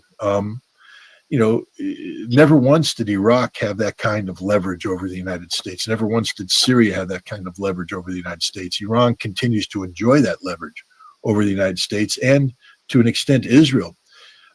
Israel's not yearning to be, you know, once again become a target of, you know, Iran's ballistic missiles. So I think that, you know, altogether, you know, the United States and Israel are trying to superimpose a template that may have worked in Iraq, may have worked in Syria, but more likely than not is not going to work in Iran. And that's another key point, okay, that Scott has made, okay, that we need to pay attention to. The Iranian situation is not like the situation, okay, in other nations. And the Iranian power is much greater than the power of any other nations that the Israelis and the United States were able to undermine. Very important to keep that in mind. Do you, when they're talking about attacking Iran, I would wonder what do they want to achieve? In their first attack, in my opinion, it was all about the regime change. You see the decapitation, you see the way that they were bombing with drones and all of these nuclear facilities. They used fighter jets for nuclear facilities. They targeted the Iranian scientists.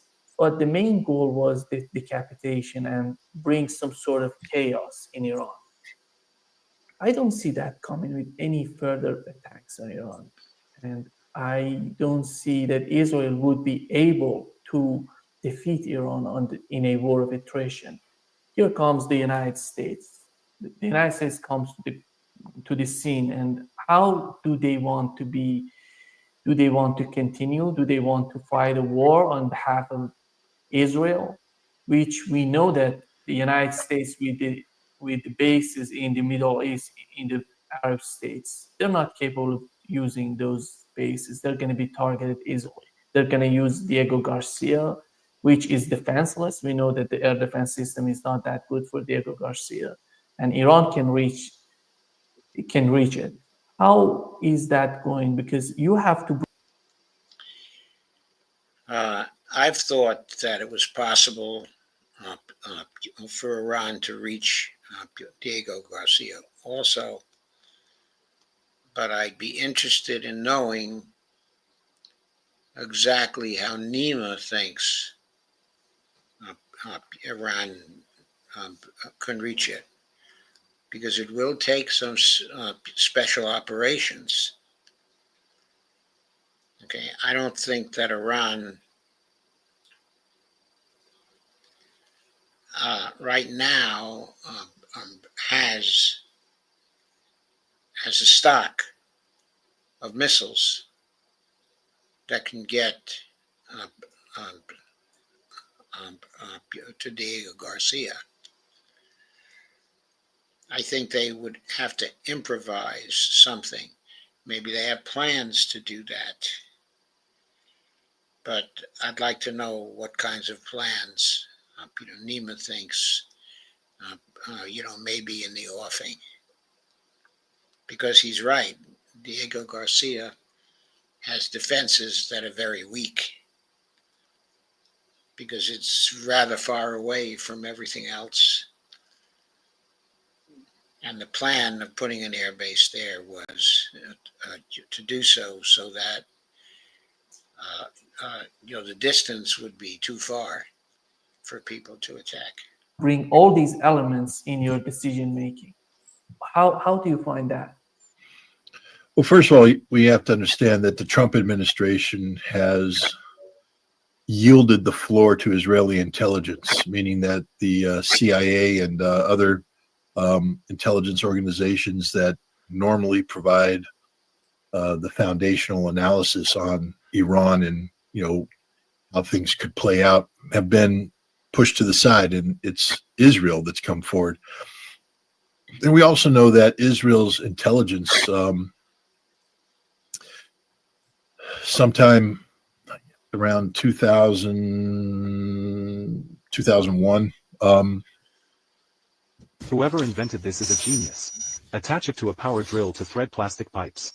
No more heat fusion machine for pipe connections. One end cut. Gave up on, if you remember, I say if you remember, I don't even know when you were born, but the 1973 Yom Kippur War.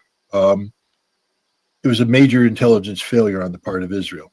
Not on the part of Amman or even Mossad, both of whom detected evidence of Egypt making preparations to cross the Suez Canal and reported it up the chain of command.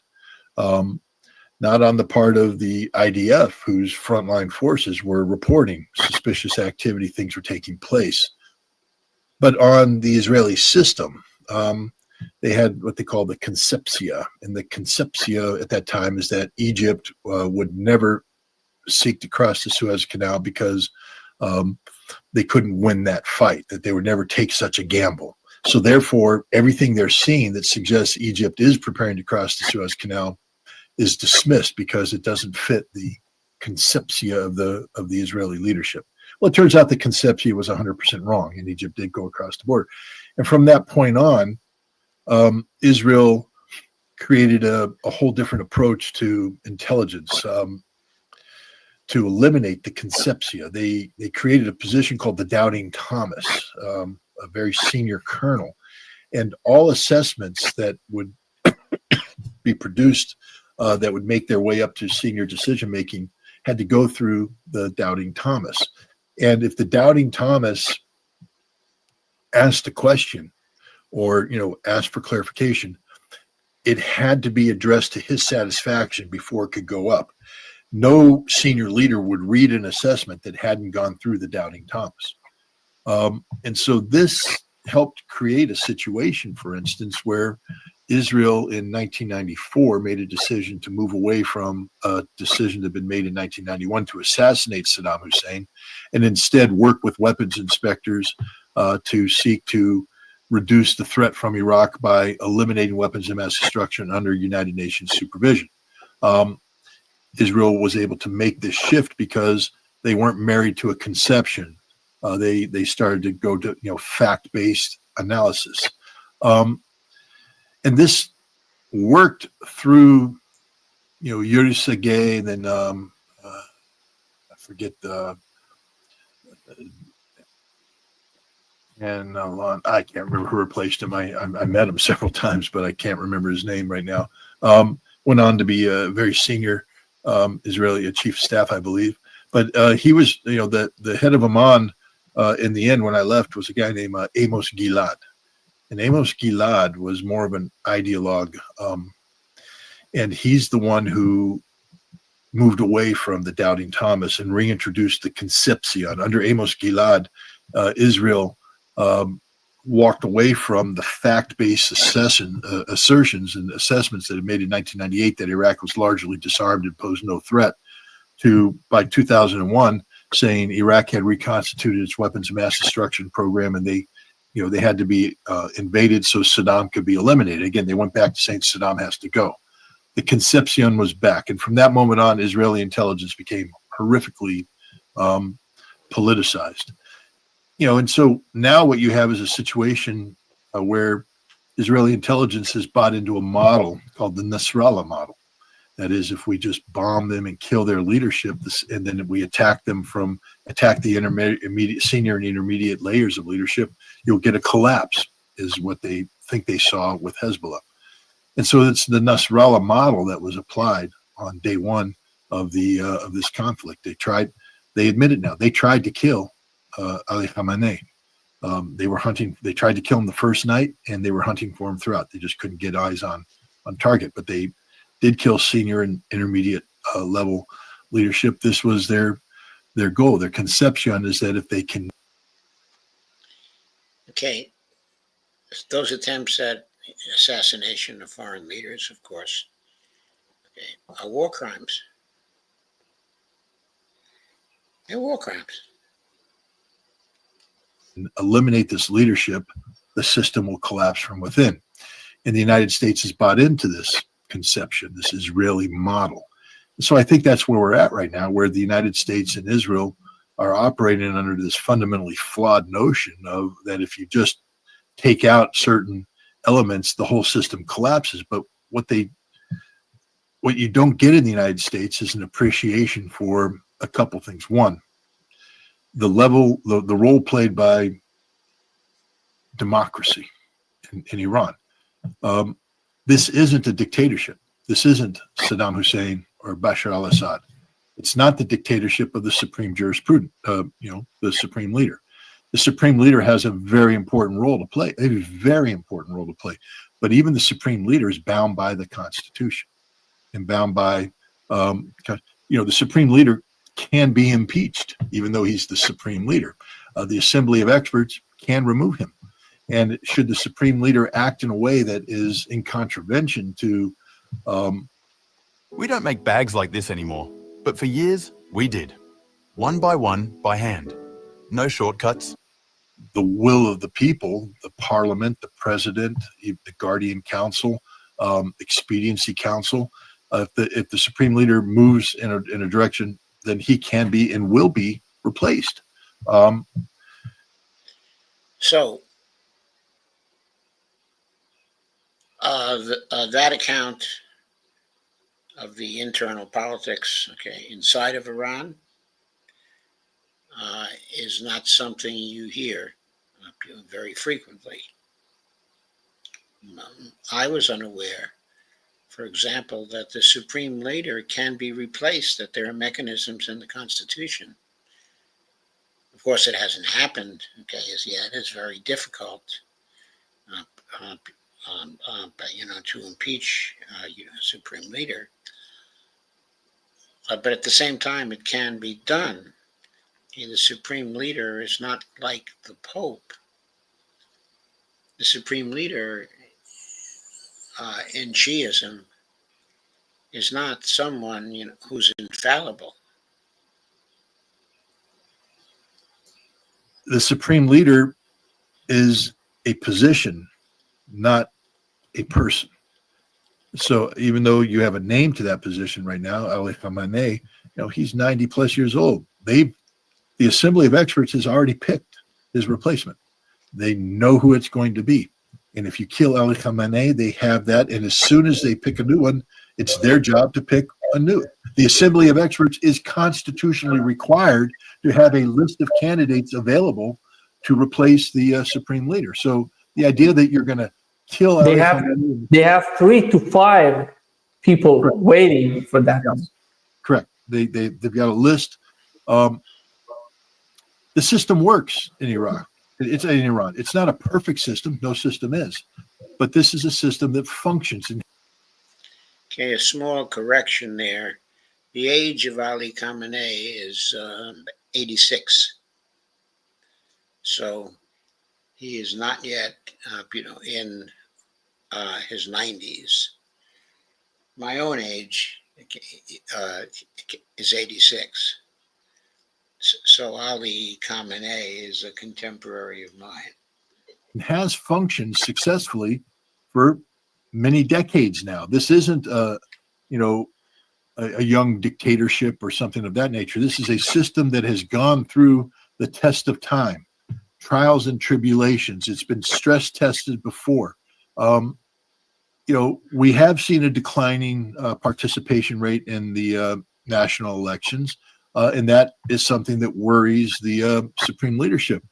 But I would imagine that if you had an election soon, that you would have high participation rates because people are starting to realize how important it is to be sovereign, how weakened Iran becomes when they look to outside powers, how they cannot trust the outside powers.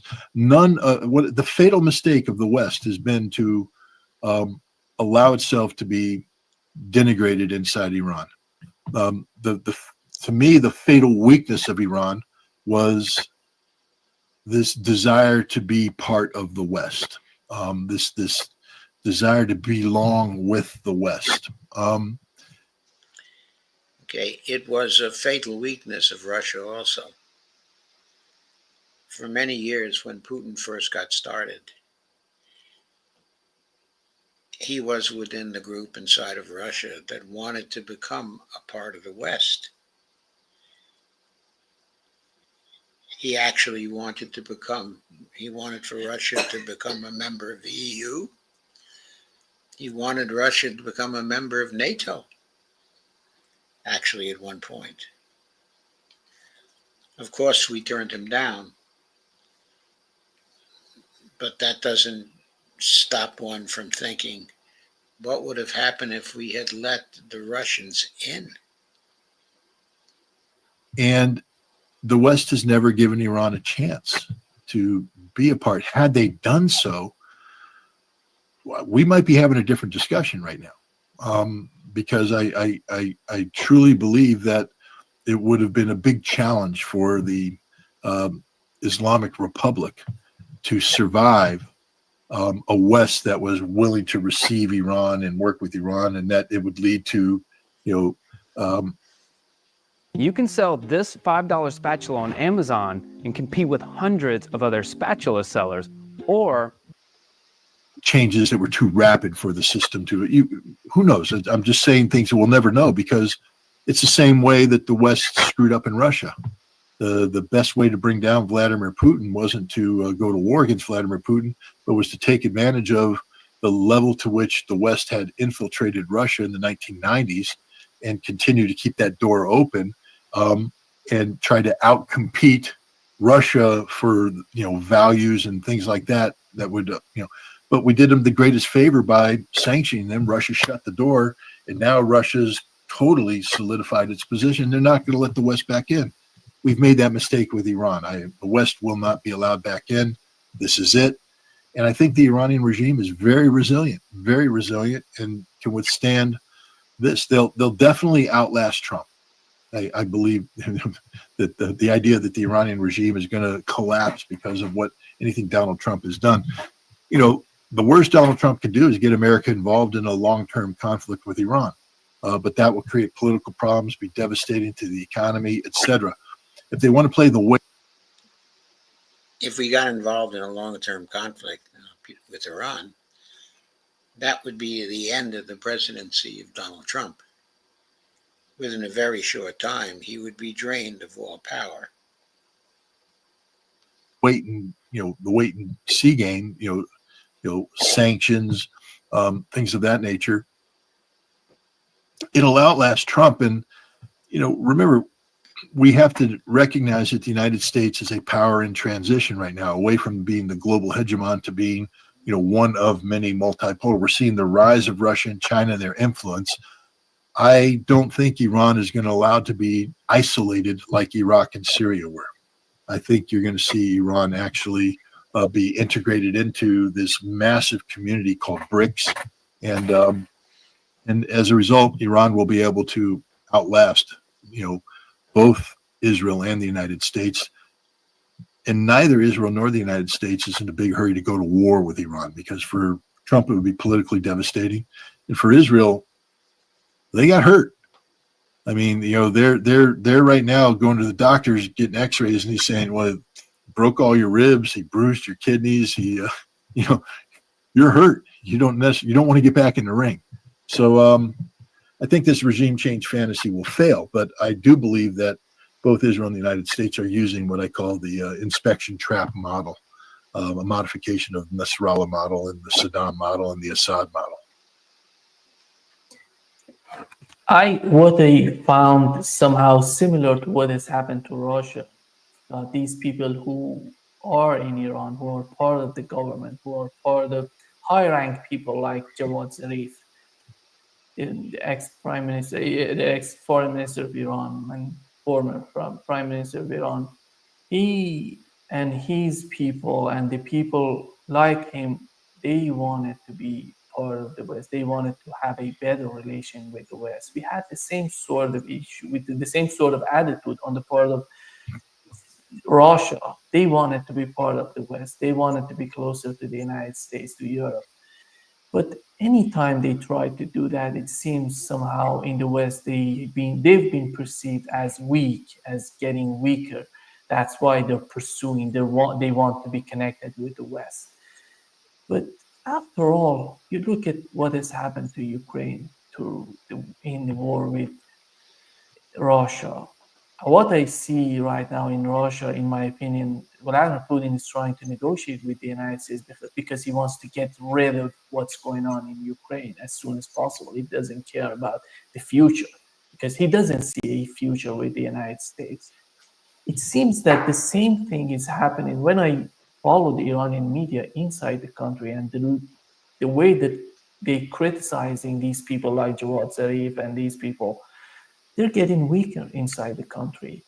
And for those people who are concerned about the great fight between the United States and China, so why you're making these people in Iran, in Russia, weaker than before? Why you're putting them in a corner that they're not going to be in charge? They're not going to have any sort of power to talk about having a better relationship with the West.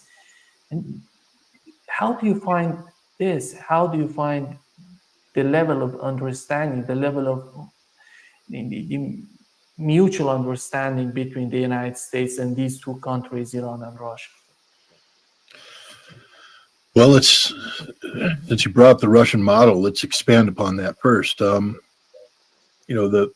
fact of the matter is the United States has not had, you know, genuine Russian experts for some time now. You know,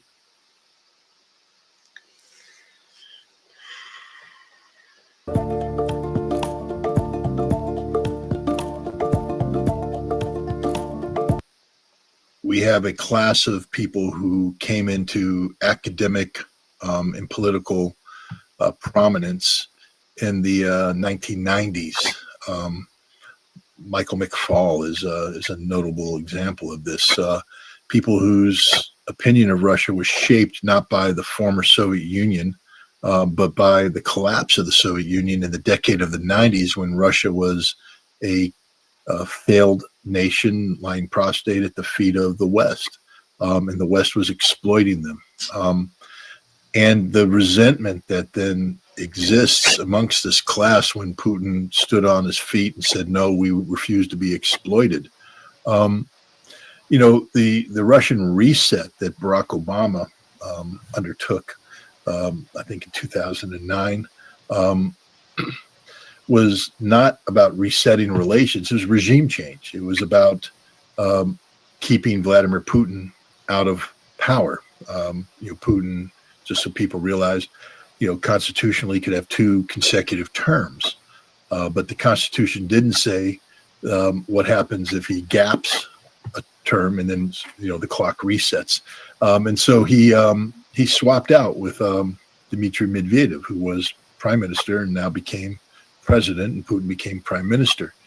And the goal of the reset was to keep Medvedev in office and keep Putin out of office. That's the regime change they wanted, because they felt that Medvedev was more open to reforms and and more open to keeping the U.S. And the West entrenched in Russia. It failed miserably, and Putin came back. And if you notice, one of the first things Putin did when he became president the 3rd time was to ban, Western NGOs and all these vectors into Russian society that the West was trying to exploit under Medvedev's, term as president. But let's look at Dmitry Medvedev. Here's a man who the West said, we can do business with because he's not as, anti-Western as Putin, that he's somebody who has a different approach. Today, he's a rabid dog. I mean, read his tweets there,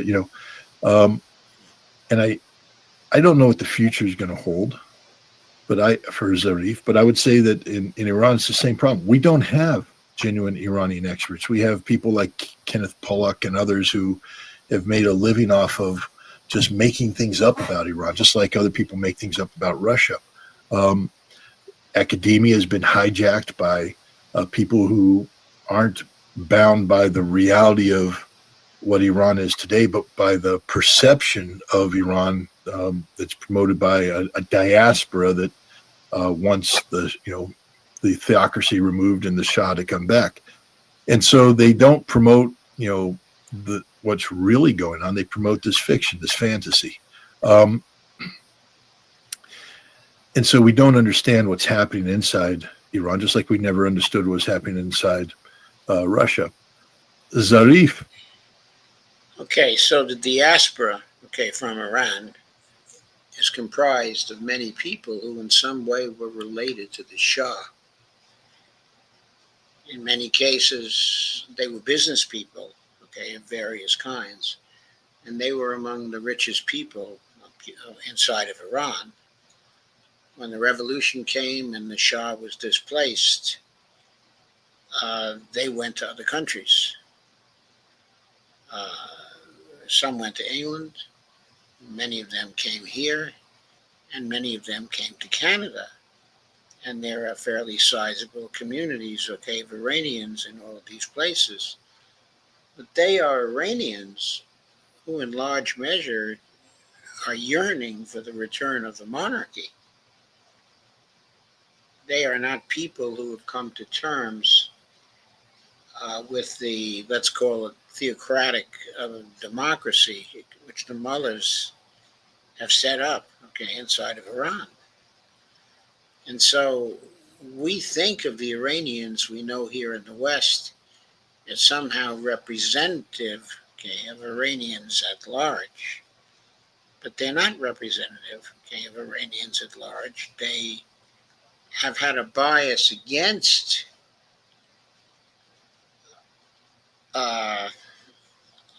the government of Iran and the regime in Iran for years and years and years, since they were children. Okay, in the case of those who were young at the time of they left Iran, and then there were many others who were much older and who are even, dying off now because it's been so many years. Okay, but to them, the the Shah was a very virtuous person, who was modernizing Iran and creating a society that, from their point of view, was very progressive, okay, and very interesting. So there's a great discrepancy right now between what Iranians outside of Iran think of Iran and what Iranians inside of Iran think of Iran. And our intelligence community here in the United States has been very impressed with the views of the Iranians who were living in the United States, who were outside of Iran. They represent a particular point of view, and far from the majority point of view, if you take into account the whole of Iran. I've met him. He is very oriented towards the West. He is a Western, but he's also an Iranian patriot. And I think people should never forget that Zarif will never sell his nation to the West. And I will put, if we could gamble on things, I'd put money on Zarif becoming a Medvedev type figure down the road, meaning that, he is not going to betray Iran. And the more he's like a jilted, God, I don't want to say this to get him in trouble, but, a jilted lover, who says, I was betrayed by somebody who I gave my heart to, and bam, there's no hate like the hate that comes from a jilted lover.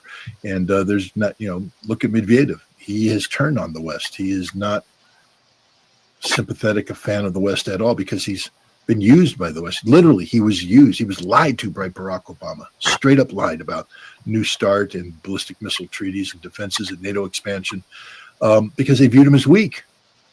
And the West, they don't respect Zarif. They view him as weak. They view him as culpable, pliable, exploitable. And once Zarif realizes that that's how the West treats him and viewed him and everybody else of his ilk, they're not going to go crawling to the West saying, oh, I want to be part of you. They're going to, because they're Iranian patriots, and they're going to say, okay, well, then the hell with you. And you'll see they'll become even more hardline than the hardliners, because there's, they know the truth. They have experienced the letdown. And I think that's what's going to happen in Iran. I don't think there's going to be this class of pro-Western people, working with the West to bring down Iranian society from within. I think it's just the opposite. People who wanted to work with the West now being awakened to the reality of the West, and they'll rally around the theocracy and the regime, but more importantly, they'll rally around the Iranian people in the nation of Iran. And that's the way I see this going. For a limited time, you can gain true power. So that's it. That's the way Scott actually sees Iran. I think his view is a very valuable one. I also think that it's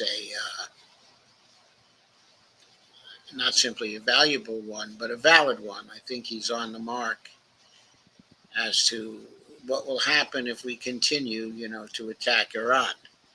And we've already seen that the Iranian people are united.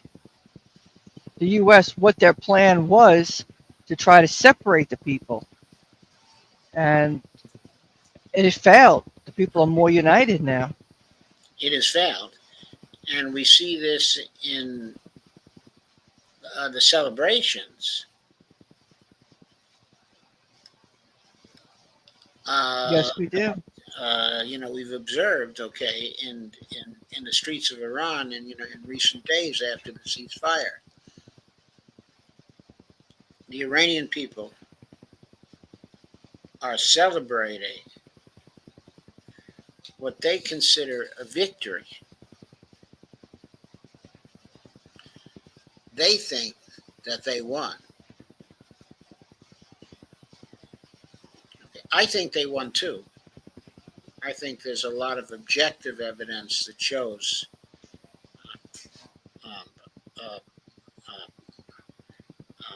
they won. I also think this is one of the aspects in which we are, dead wrong about Iran, because we, the United States, is still playing the narrative, in our mass media, that when the ceasefire occurred, the Israelis were, somehow ahead on points. I don't think they were at all. I think they were considerably behind. Mm-hmm. Okay, comments. Mr. Wonderful says that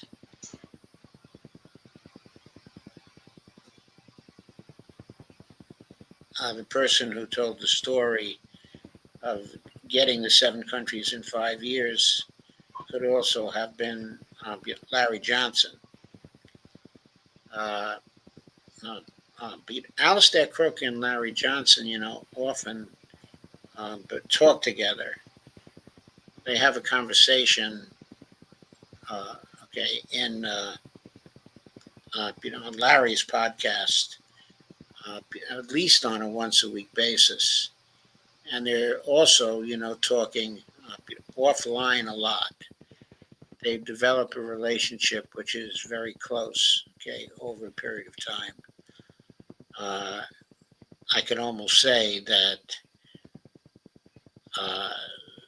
they will tell some of the same stories, including this one. And Mr. Wonderful says, as long as Netanyahu lives, he will not change his objectives to take Palestine, Syria, Lebanon, and Iran.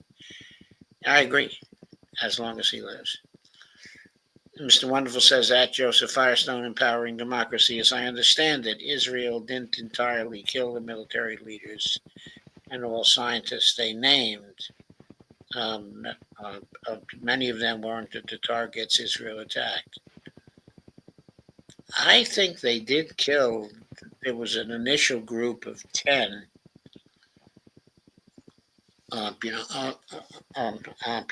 Among military leaders, and I think they did successfully kill all 10. At least I saw that, in news reports. As for the scientists, I don't know if they got all the scientists who were named, but they supposedly got 100 of them. Or again, that's what I've read. Evelina says, my question is, does Iran even need a nuke to put Israel out of commission altogether, as it were, given Iran hasn't shown all it has got yet? Yeah, I don't know if they need a nuke. In other words, there was one report yesterday that said that 40% of Tel Aviv has been destroyed. It's going to take years to rebuild the 40%, of Tel Aviv. I think Haifa, Beersheba, and a number of other places have also been hit very, very hard. I think the damage is throughout Israel. And the Iranians weren't finished. They had huge quantities of missiles left. They were just getting into their new missiles that were almost impossible to stop, especially since the Israelis had run out of interceptor missiles. So yes, I agree with that, Evelina. Even says, looks like it has potent alternatives short of a nuke. I agree with that. Wasn't the Shah a puppet? Wasn't he also viewed as a tyrant? Yes, the Shah was a puppet, and he was viewed as a tyrant, which is why he was overthrown by the people. It's why the theocrats were able to lead a revolution that was successful. But even while he was being a puppet, and even while, he was being a tyrant, he was running Iran. And he ran Iran from, what was it, 1950, 1953. I mean, I think that the coup was in 1953, so I suppose he didn't actually have political power until then. So from 1953 to 1979, which was 26 years, he ran Iran. And of course, he had many people helping him to run Iran, and many business people making deals with he and his government. And Iran was progressing under the Shah, economically. They were growing fast. And so, that made a lot of Iranians quite happy. Now, he was tyrannizing over the masses, and they were quite unhappy. Okay, but that doesn't mean that there weren't hundreds of thousands of people, perhaps people in the low millions, who were very loyal to the regime of the Shah and who, did not welcome the theocracy. So we have to take that into account. One of the people involved here, was a friend of Bonnie's. They worked together, in a dress shop for years.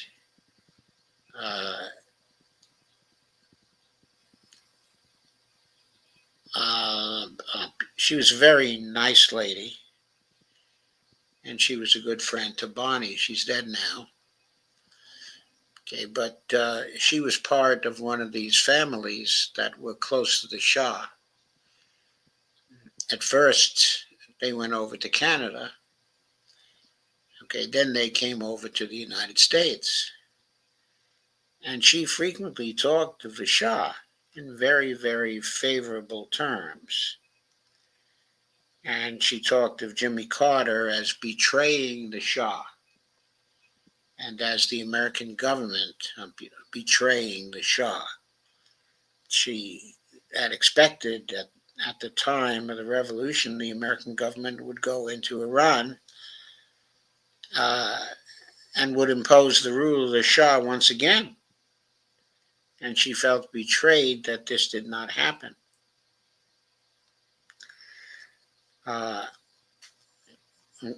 Anyway, she and her family, made a lot of money, during the Shah's time. And they got a lot of money out of Iran. And, they came over here and they ran a recruiting business. They went into a recruiting business, centered around the Washington, D.C. area. And they were quite successful. They had a good stake of capital to start with, and they were not quite successful, and they were always very rich. And when her father died, our friend inherited a very hefty sum of money. Her father was very old when he died, so she didn't, have a lot of years to enjoy the wealth herself.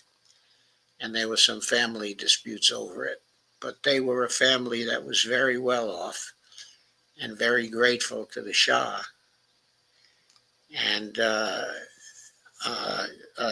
they had a lot of illusions about how good a ruler the Shah was. You couldn't really talk to them easily about the secret police and, how brutal they were to the people of Iran. But she was completely convinced that the people of Iran had been betrayed by the overthrow of the Shah. There are many people here in America, who believe that. So, okay. So I think we're just about finished for tonight. Oh no, there's one more to go, and that is a very good piece. Okay, would you like to take that on, Dee? Sure, why not? Okay, so I will share it. It comes from Larry Johnson's blog, but again, it's not a piece by Larry Johnson. I'll have it up in just a second. Let me get the start of it here. But this is a very illuminating piece. Okay, this is from 5 July 2025.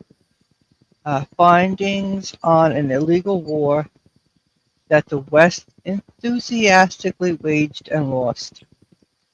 Yes. International law has been abolished, and never before have events been so deliberately misrepresented. A failed attack on Iran, a response from Tehran that almost broke Israel's neck, the painful birth pangs of a new political realities, the war of two worlds.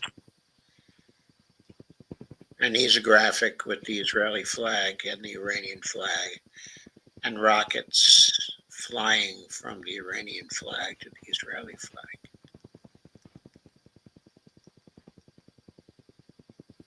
U.S. President Donald J. Trump does what he wants. His opinion changes hourly, and his actions break both American and international law. We always reported on the American attack on Iran in, quote, Trump has decided and is attacking Iran. This will have consequences for the whole world. On June 22nd, now we have some new insights. In this article, we look at the complete military and strategic failures of Israel's and the U.S.'s attack on Iran, the response of the attacked country that brought Israel to the brink of destruction, the quote ceasefire, the reasons why Iran spared Israel from possible total destruction, 12 days that had it all.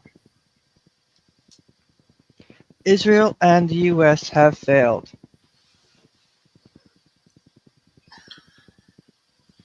Oh, I'm sorry.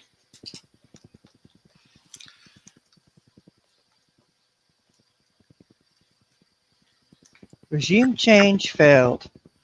Iranian people united.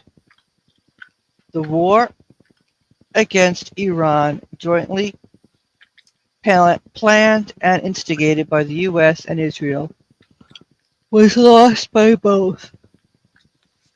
Even non-political contemporaries are increasingly amazed at the simple-mindedness with which the West, which once dominated the world, maneuvers entire regions into a new catastrophe time and time again, lacks any humanity in the pursuit of its goals, and tramples on the rules it has set itself. No matter from which perspective you look at this adventure, it had no chance of success. I think this article is really laying things out in very plain terms. Reza Pahlavi as the new Shah. A spoiled brat seeks money. The eldest son of the last Shah left Iran with his father's family at the beginning of 1979.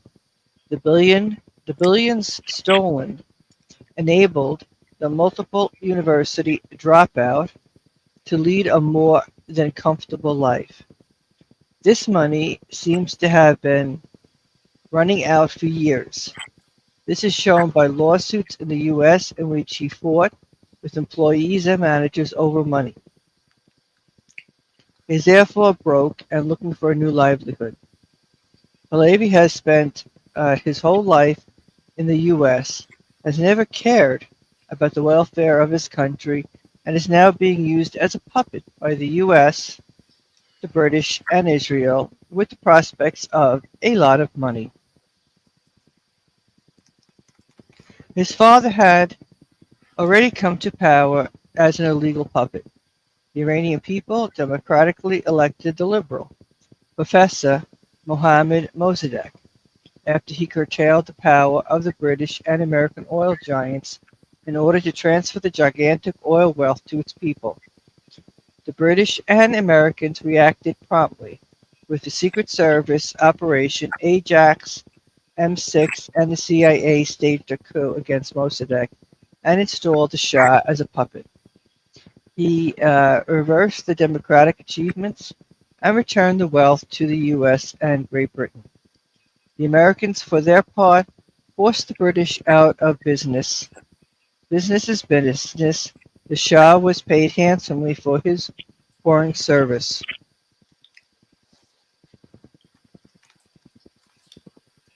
And there's a picture, of Mossadegh on the left, Mm-hmm. and the Shah is on your right. Mm-hmm.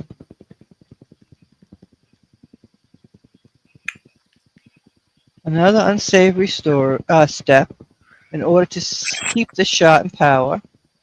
The Mossad was hired to set up the notorious Savak secret police for the new masters.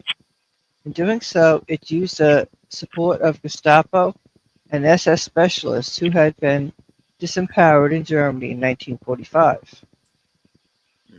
Against the background of this history, the West seeks to install the unsavory puppet in Iran, in the unrealistic belief that it can repeat the Ajax campaign. So Pahlavi was allowed to appeal to his people in Paris. Nota bene in English, a speech to the British Parliament is also planned. These dirty tricks are used to get the Western population used to the desired ruler. The Iranian people have nothing to say about this, or so the Western powers think. The following picture shows the young Shah during a visit to Israel on April 17th, 2023, with Benjamin Netanyahu and Israeli intelligence minister Gila Gamil.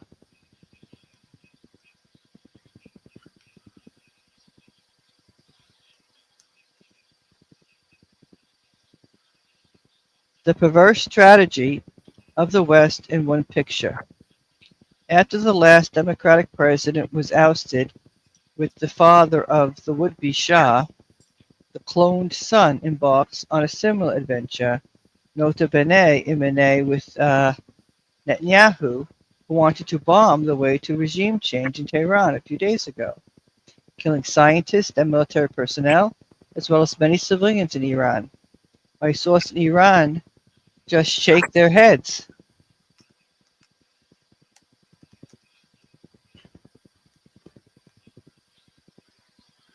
Shake their heads. No one in Iran, young or old, even those who liked the old Shah, would want this little boy. Okay, the little boy is fairly old by now. Yes. Relatively little damage in Iran, but many deaths. Iran is geographically almost as large as Western Europe, 75 times larger than Israel, and has a population 10 times that of Israel. It is therefore logical that the damage in Iran in the military exchange of blows with Israel was relatively minor compared to the Jewish state, which is very small in terms of area. The nuclear program was literally and figuratively only touched on the surface. Entrance to underground objects and bunkers were destroyed, symbolic damage. Trump's reports of victory are so inaccurate that even the American Secret Services did not remain loyal to their supreme leader in their announcements and were more inclined towards the Iranian view of things. It is difficult to assess the extent to which the decapitation strikes against scientists and military leaders will have weakened Iran's scientific and military capabilities. In any case, these attacks have had exactly the opposite effect on the Iranian people to that intended by the West.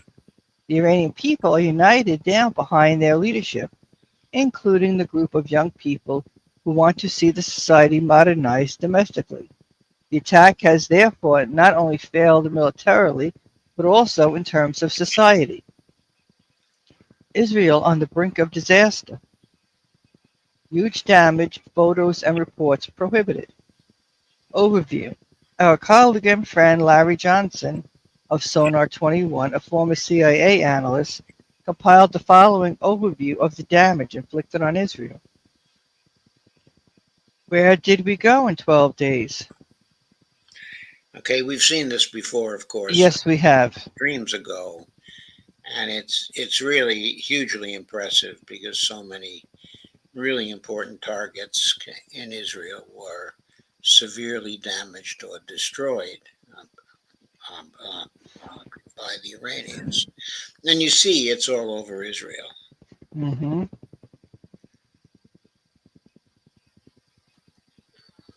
It's just everywhere. Mm-hmm. Right. Okay. Tel Aviv. If you search for images of destruction on X a few days ago, you would find what you were looking for. The following image of the complete destruction of Tel Aviv left comes from a video that we wanted to use for this article. We are not surprised that the video has been removed.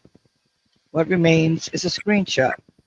The photo on the left shows Tel Aviv, and one of the shows Berlin in 1945. Apart from the fact that the picture of Tel Aviv is in color and the one in Berlin is in black and white, there is no difference in the extent of the destruction. We are not surprised that the Israeli authorities have banned the taking or distribution of photos of the destruction under threat of several years imprisonment. I bet with modest success. Needless to say, such photos cannot be found in the Western media. Here are the photos. Mm-hmm. Look at that.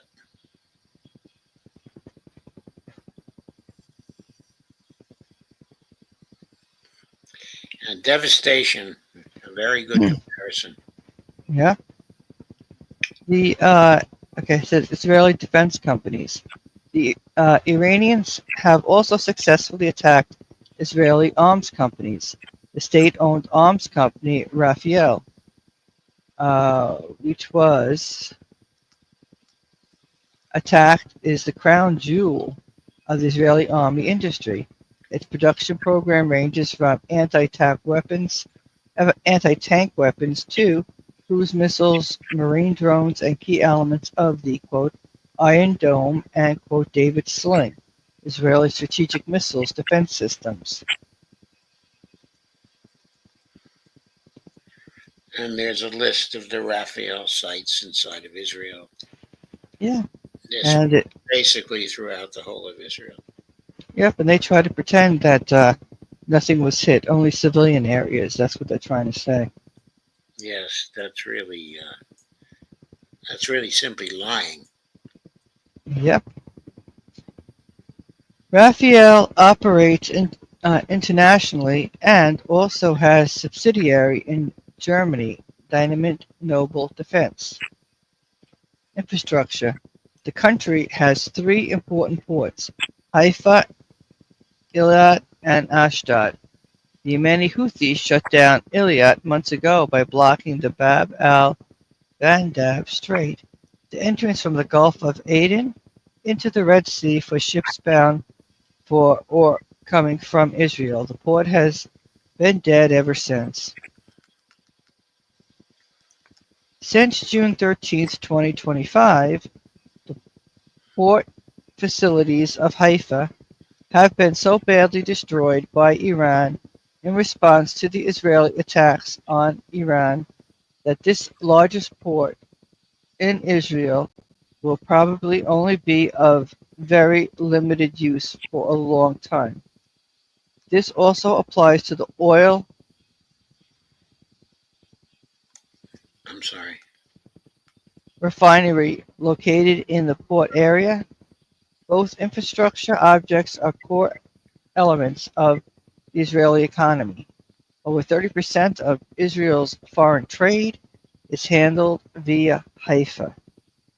The refinery's share of the Israeli market is probably even higher. It says here, this is the famous port of Haifa. When Iranians claim they've completely destroyed it, I was one of those who silently said, quote, come on. But there we are. This is the port of Haifa in Israel. Just look at the extent of damage, as if the structures have been melted in acid. That's amazing, isn't it? It is. That view. Amazing. The port of Haifa today. But Ashdod, Israel's third major port, was also so badly affected that American observers assume that it only has an effective capacity of 40 to 50%. Breaking, rocket attack on Tel Aviv, hitting near Israel's Ben Gurion airport. Israeli media report explosions in northern Israel and greater Tel Aviv, including impacts near Ben Gurion International Airport. Numerous Hezbollah missiles hit and caused damage near Tel Aviv's, Ben Gurion Airport. Yes. Ben Gurion Airport in Tel Aviv, another important gateway to the world, has also been largely destroyed. But the destruction, and this has surprised many, also affected the military infrastructure. Israel moved its fighter planes to a British base on Cyprus before June 13, 2025. Without this option, the expensive aircraft would almost certainly have been destroyed, as well as the military airfields. So when I saw this item, I really wondered about that because the Iranians had threatened some time ago, that if Cyprus extended a welcome to Israeli fighter planes, that it would feel free to attack the fighter planes on Cyprus. Now, they haven't tried to do that yet, but they do have the capability to do it. I believe if the war had continued, if there was no so-called ceasefire, that they probably would have gone on to attack in Cyprus, because that's where the Israeli planes now are. Mm-hmm. And they certainly have a right to attack those planes that are about to attack them, whether they're on Cyprus or not. Iran speaks of major personnel losses on the Israeli side. The West diligently propagates how many Iranian scientists and officers were eliminated. The Israelis remain silent about their own losses. Iranian sources report the following. An Israeli security website has been hacked. Information about Israel's losses was provided there as follows. 6 high-ranking generals, 32 Mossad agents, 78 Shin Bet domestic intelligence personnel, 27 naval officers, 198 Air Force officers, and 462 soldiers. We have not been able to verify this information, but it does not seem implausible. 40% of Tel Aviv is destroyed. Israel is out of munitions. American analysts, such as Douglas McGregor, assume that 40% of Tel Aviv has been destroyed, not damaged. The pictures above show the difference between damaged and destroyed. The Israelis' much vaunted, quote, Iron Dome has failed. Given the extent of the damage, the attribute pathetic to describe this miracle shield Iron Dome is not far-fetched. What's more, Israel has been shut out. Credible sources told us that the Israelis have practically run out of ammunition. In those 12 days of war, Israel used up as many defensive missiles as the U.S. can produce in 2 years.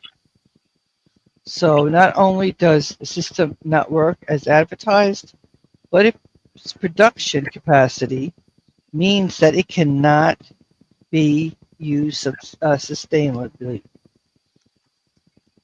Financially unsustainable system. Sorry.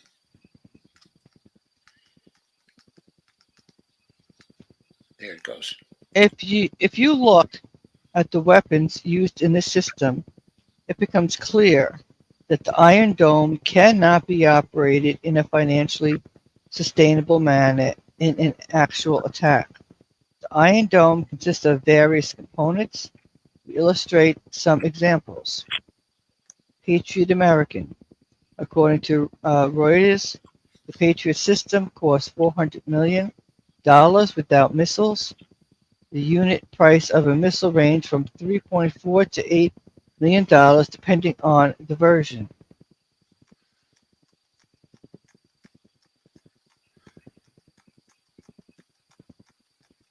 THAAD American. The cost of a single complete THAAD system, THAAD stands for Terminal High Altitude Air Defense, is estimated at around $3 billion for one system. A system comprises 6 launchers, a combat kit of 48 missiles, a radar system, and a command vehicle. The cost for the heart of the system, the interceptor missiles, are not publicly communicated. In Russian sources, we found almost fabulous figures. One missile can cost between $45 and $500 million, depending on the design in the export version, e.g. for Saudi Arabia or South Korea. One missile. Arrow, Israel. In addition to the aforementioned THAAD and Patriot systems, Israel developed its own, the Arrow, due to the inadequate performance of the Patriot system. The cost for this system amounted to approximately $1.5 billion US. One missile cost approximately $2 million US.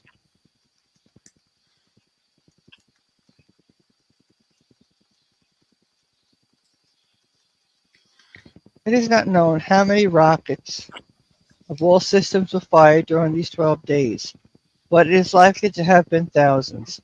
A prolonged conflict, apart from the fact that the necessary quantities of rockets are not available and have very limited functionality, will result in Israel's bankruptcy.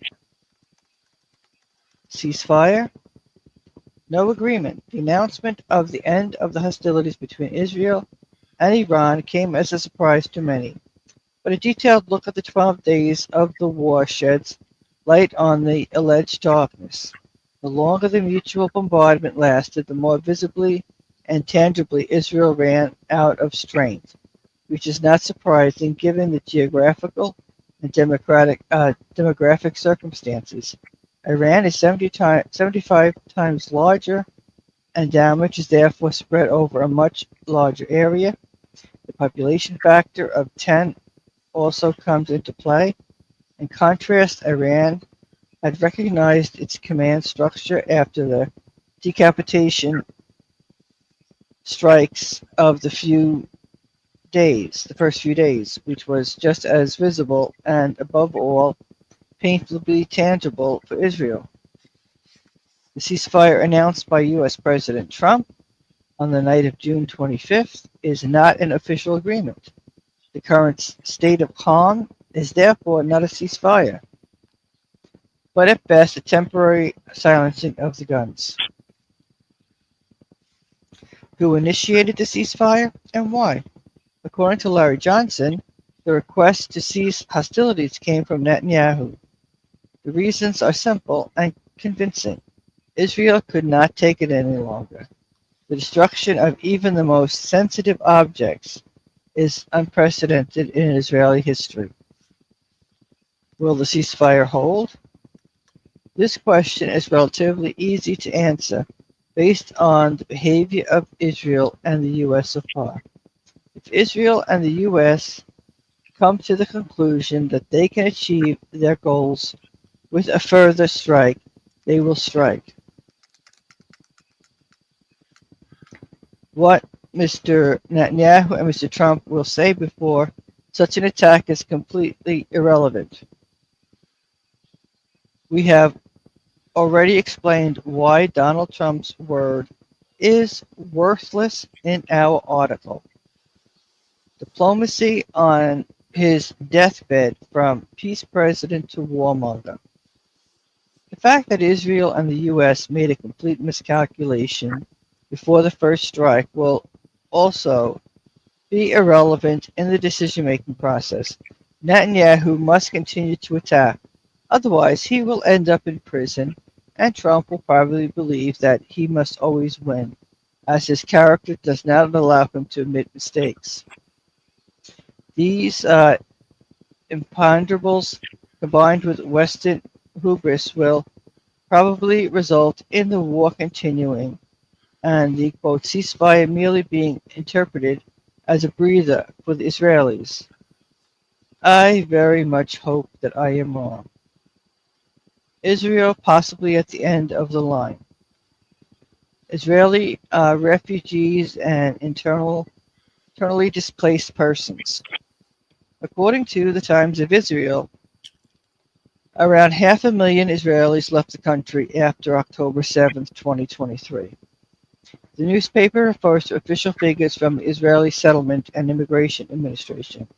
American sources even speak of up to 1.5 million, although it is not known whether these people only left the country temporarily or permanently.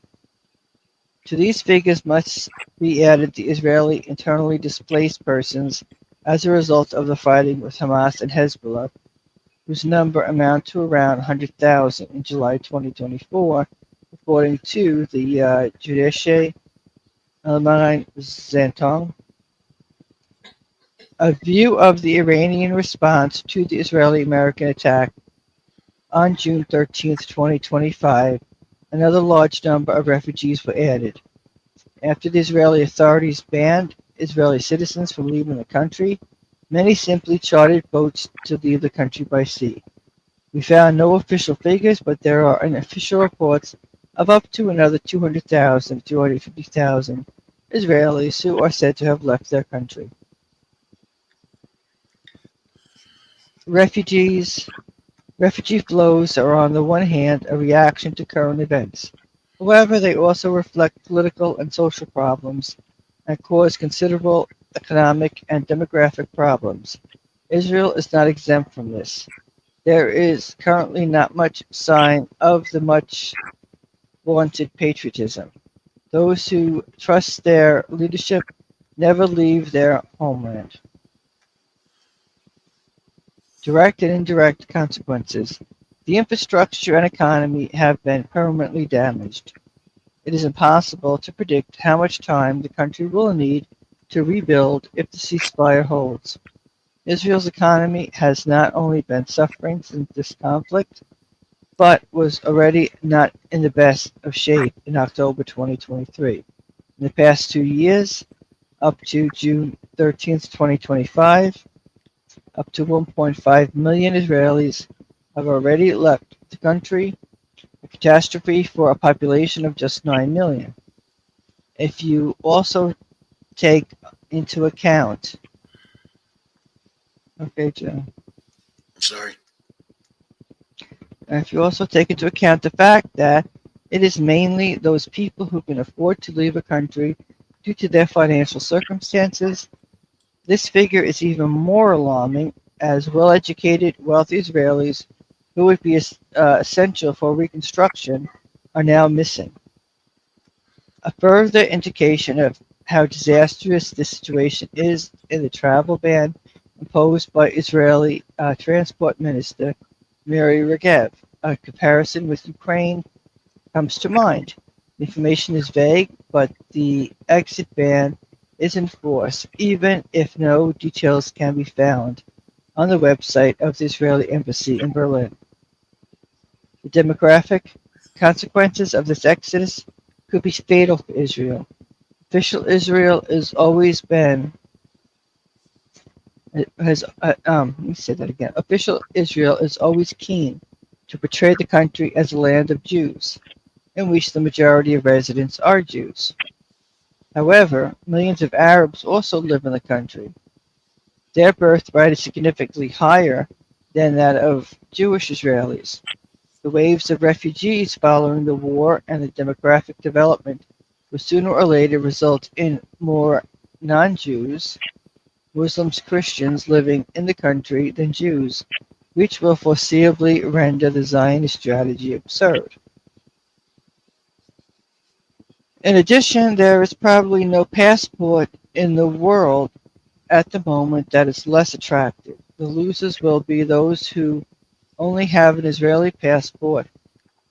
It is also difficult to imagine that anyone will move to this promised land who wants to live in a country where over 50% of the population is in favor of genocide.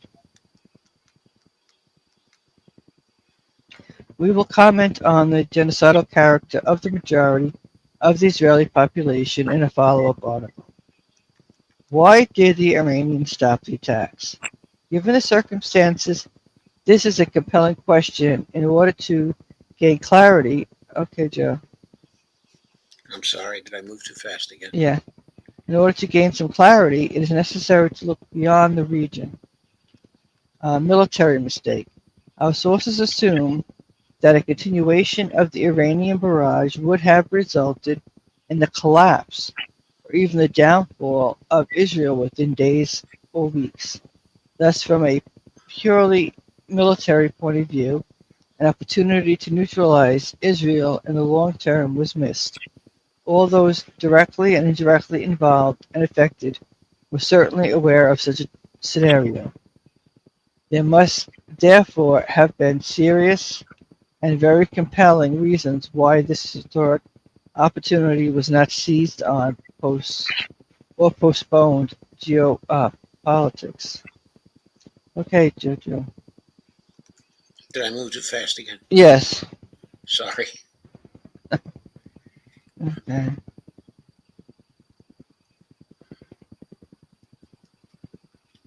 Boy, I really did move too fast. Yeah, I'm trying to think of where the heck I was. Yeah.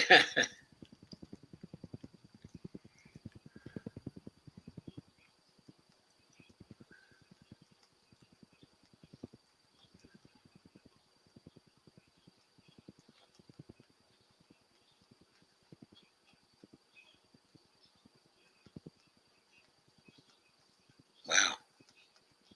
You're going flying down, man. Yeah. Oh.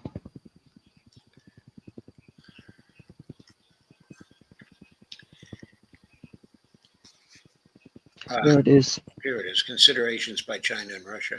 Yes.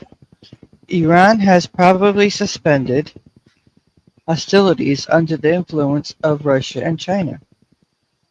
When weighing up all interests, the disadvantage for Russia, China, and ultimately Iran appear to have outweighed the foreseeable advantages, at least for the time being.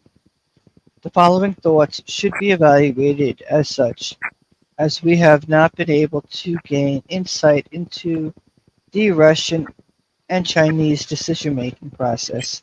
As a matter of principle, Russia and China do not let us look at their cards.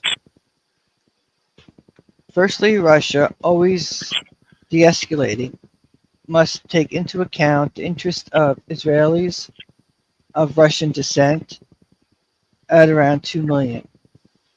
The number is considerable. Secondly, a continuation of the hostilities would very probably have forced Russia to become more involved due to the existing treaty of the Principles on Strategic Cooperation, even if there is no mention of obligatory military support in the event of war in the treaty. There was therefore a risk of becoming a de facto participant in the war against a country whose population has extensive connection to Russia and a large proportion of whom speak Russian. In addition, Russia is making a great military progress in Ukraine and does not want to disperse its forces. Thirdly, remember that the patience that Russia exercised towards Israel during the Syrian war, despite the loss of material and, above all, human lives. For example, Israeli warplanes deliberately used Russian unarmed aircraft as cover against Syrian air defenses. Fourthly, a further indication of Russia's reticence towards Israel is the fact that the involvement of the Mossad in the Ukrainian drone attack against military airfields in Russia is still not officially mentioned in Russia, although many Russian blogs report on it, and the facts leave little room for interpretation in view of comparable attacks by the Israelis in Iran. Fifthly, a full-scale war in Iran would also come at an inopportune time for Russia in economic terms. The north-south transport corridor from St. Petersburg via the Caucasus and Iran to India is nearing completion and is of considerable importance to both countries. China's interest is more obvious. It is primarily concerned with economic reasons.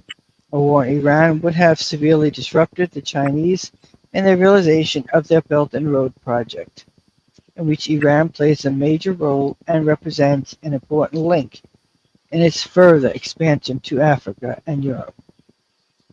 The Chinese also purchase a great deal of natural gas and oil from Iran. An escalation would have severely damaged China's economic interest. For example, immediately after the ceasefire began, the U.S. contractually allowed China to purchase oil and gas from Iran without sanctions. This provides China with income and China with planning security. If one can speak of reliability and security in agreements with the Trump administration, the current resurgence of social media support reports from the White House about 500% secondary sanctions against Russia's trading partners sends its regards. Part of the gas and oil that China receives will be used by Iran. Another agreement that was reached very quickly after June 25th, 2025 as payment for modern Chinese fighter jets. Previously, China insisted on cash payments while delaying the realization of the project for a long time. Interest of the U.S. We assume that Iran, Russia, and China have been given something by the U.S. in return for arms silence. Firstly, the U.S. is allowing China to officially purchase gas and oil from Iran, as already described. In return, the U.S. now appears to have regained access to rare earths from China. This is of paramount interest to the U.S., especially for the defense industry. Rare earths are not rare, and the U.S. also has significant deposits. However, the U.S. does not have the complete production cycle from mining to refining, while China does. Okay, and in the previous stream, we covered that in detail as what the rare earth situation is and how the U.S. Has lots of rare earths, but can't put things through the production cycle. Right. Russia has probably obtained American concessions with regard to Ukraine. The details are not known, but the news on Ukraine certainly suggests this. Trump has already admitted that Iran has hit Israel hard, and those responsible in the White House and the Pentagon are very well aware that a continuation of the Iranian attacks would have completely destroyed Israel. As a result, the U.S. would have lost even more face than it already has. From its imperial perspective, it would have been forced to launch further military strikes against Iran, for which the U.S. is neither economically nor militarily, lack of ammunition, prepared. A few B-2 bombers would not have been enough, because Iran cannot be dealt with militarily with bombs and missiles alone. Any further attack by the U.S. on Iran would in turn have forced Iran to attack the U.S. bases in the Persian Gulf, and then what? It seems that not only Israel has been shut out, but that the Americans simply do not have enough ammunition either. 3 reasons for this. Firstly, for 3 years, the U.S. has been, Joe, Sorry. 3 years, the U.S. has been emptying stockpiles for Ukraine, despite the lack of successes. It is therefore not surprising that the U.S. announced yesterday that it would not be supplying any more weapons to Ukraine. Second, since October 7, 2023, the U.S. has been supplying vast quantities of ammunition for the genocide in Gaza. Thirdly, the U.S.'s production capacities are anything but sufficient to meet demand. As mentioned above, Israel used as many air defense missiles in the 12 days of the war with Iran as the U.S. is able to produce in 2 days. In 2 years, I mean. The need is now so great that the production of Patriot missiles, for example, is also taking place in other countries. Germany, for example, will produce thousands of these missiles. However, there is no mention of how long this will take. In a report dated July 2024, the Russian newspaper Kommersant, referring to the U.S. Department of Defense, writes about the increase in annual production of missiles for the Patriot missile defense systems from 500 to 750 units. To put the figures mentioned here into context, to defend against an Iranian missile, Joe, and missiles for the Patriot missile defense system from 500 to 750 units. Put the figures mentioned here into context. To defend against an Iranian missile, the Israeli air defense system fired up to 25 of these missiles at the target. This figure is extreme and certainly due to specific circumstances, but as a rule of thumb, for every missile that attacks, and Iran has thousands of them, there are at least 2 interceptor missiles. And then conclusion, the destruction of Israel is in full swing.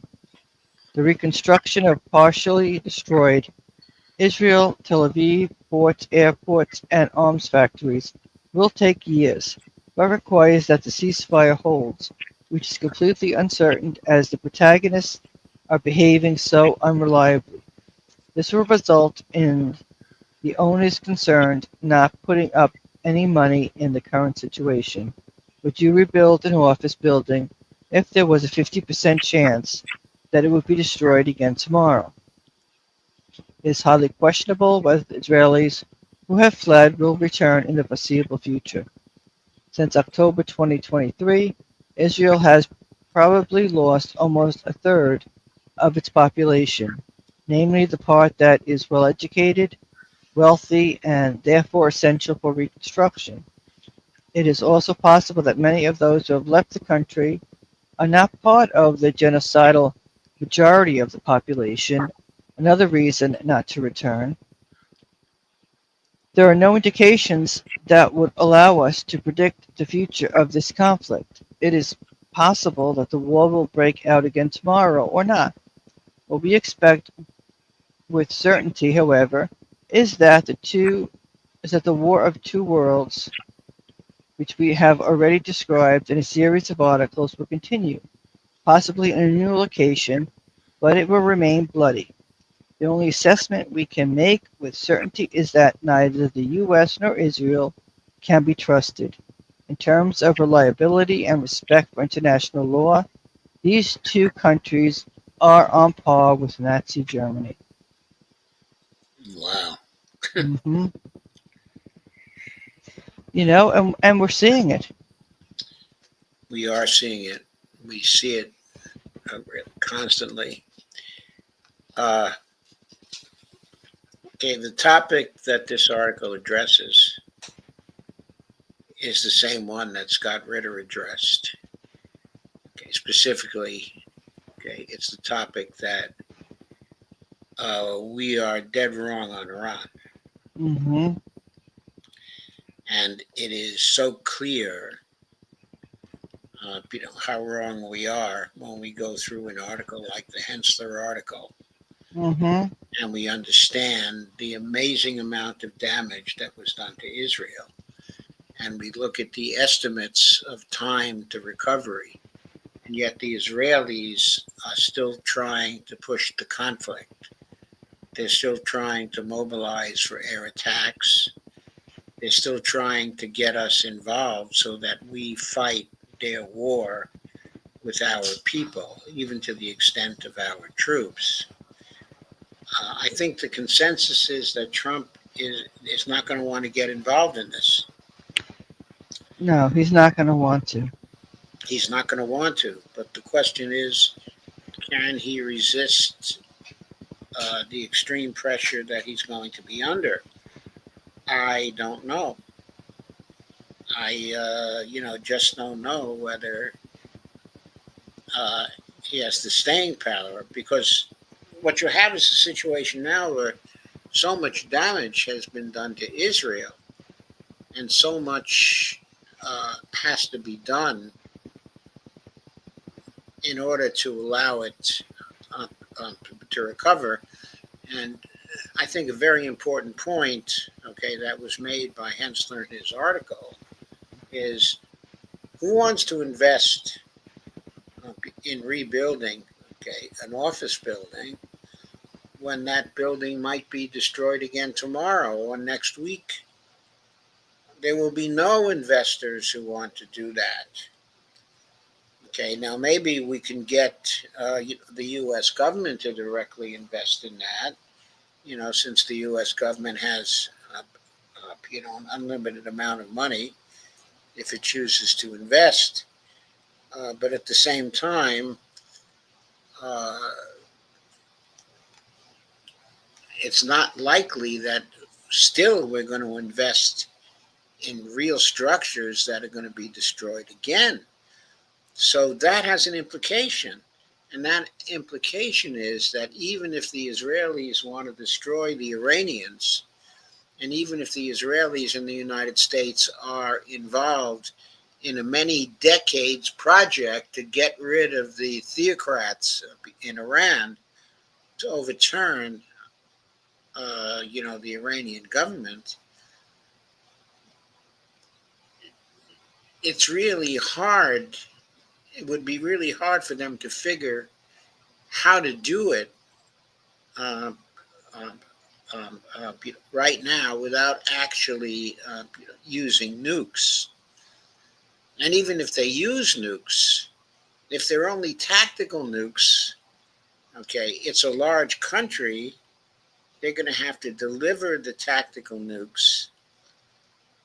The air defenses are going to be stronger because the S-400s, okay, are coming to Iran. Okay, the planes are coming to Iran also, and may get there fast. But right now, no rebuilding in Israel can take place because whenever there's even a hint of attack, the Iranians are prepared to and will retaliate with their latest missiles in devastating counterattacks.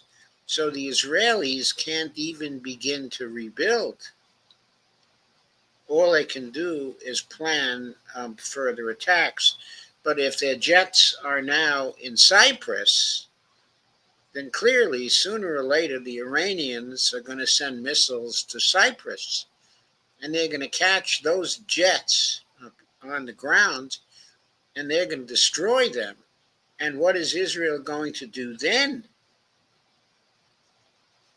And what are we going to do? Are we going to risk our aircraft carriers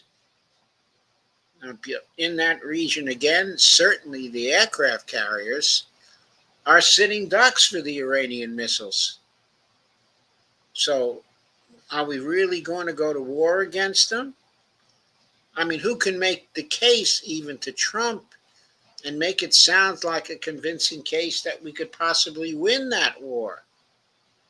And if we don't win that war in a day or two and cause a collapse of the regime, then we don't win it at all, because the Iranians are continuing to retaliate.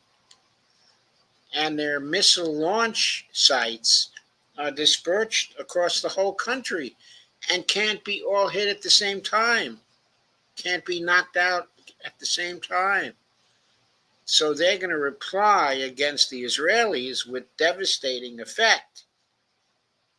And if it looks like 40% of Tel Aviv is gone now, what are the Israelis doing? Are they trying for 80%? I mean, what are they doing? It seems to me, however much they have hate for the Iranians and however much they want to overturn the regime in Iran, they may have to decide just to settle for continued existence right now. Because they don't just need a ceasefire. They just don't need a breather. They need years of peace to rebuild. And the United States needs considerable period of time to replace the interceptor missiles they lost. And anyway, by now, somebody in the military must have figured out that the interceptor missiles are ineffective against the new Iranian missiles anyway. Or, not that effective. It will be easy for the Iranians to shoot them out of supply again. So I just don't see that it makes any sense for Israel and the United States to continue attack on Iran. They're not going to overturn the supreme leader anytime soon. By the way, he's already designated a successor, who is probably already designated a successor. They're probably 3 or 4 deep in successors, right now. Okay. The regime's not going to be destroyed. So, I know they're taking stock of this in Washington right now. I know they're very angry at what happened. I know Netanyahu is pleading with Trump to make a nuclear attack on Iran. But Trump does not know what Putin is going to do if he makes a nuclear attack on Iran.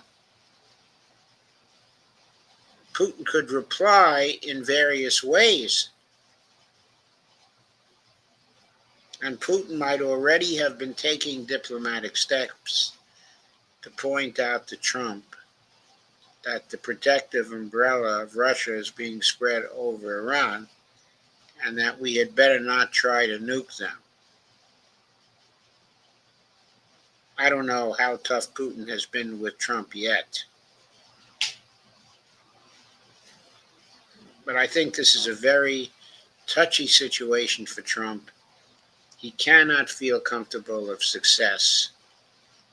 He didn't want to dip his toe too deeply in the water, which is the reason why, the bombing attack from the B-2s was as unsuccessful, as it was. I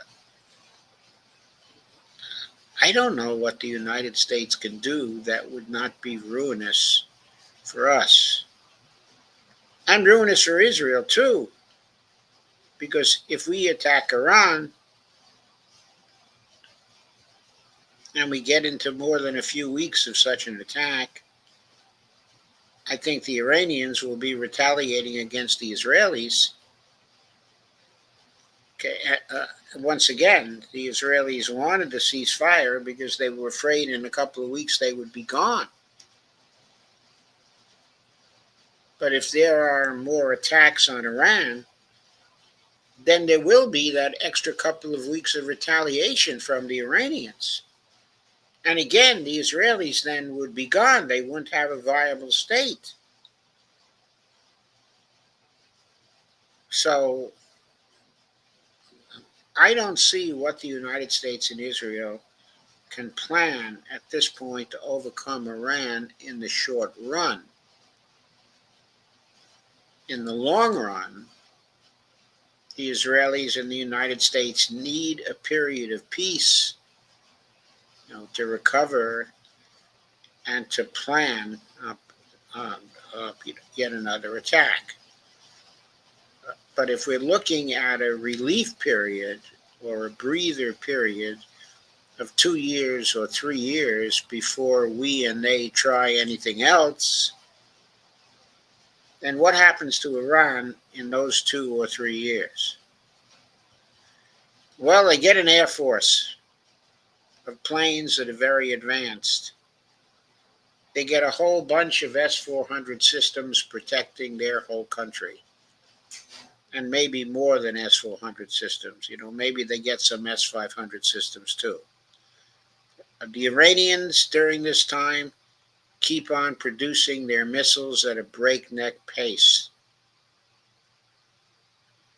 So 2 or 3 years down the road, they are much stronger military than they are now.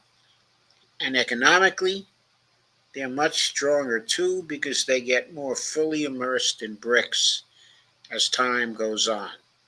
Give BRICS another 2 or 3 years, the economic backbone that is given to Iran by the relationships with BRICS will create a country that's immune to sanctions. The same way that it happened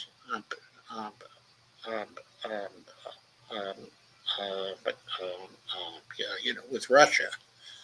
And we thought that the sanctions were going to be fatal to Russia and were going to bring the regime in Russia down.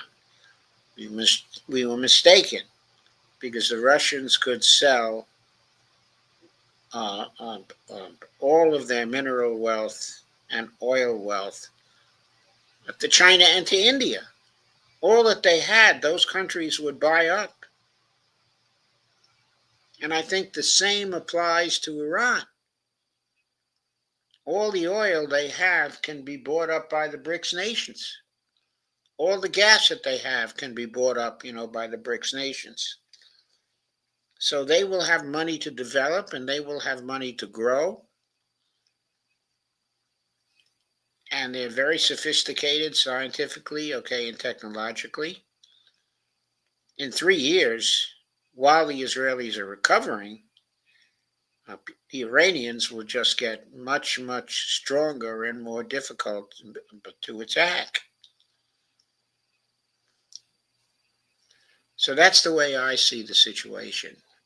I don't know if people in Washington see it yet.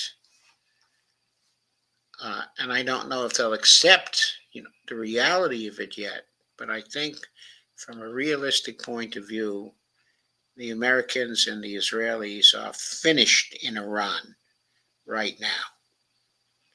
The only reasonable course for us is to get some peace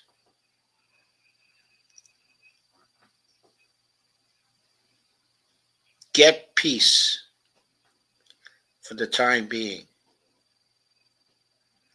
so Israel and the Israeli economy can be rebuilt. And you know there's only one way they're going to get peace. And that way is they have to get to two states. There has to be a Palestinian state. See, and they're not doing that. They're not doing that. They've wound themselves around the axle about that. They don't want to do it. They're just being stupid about it.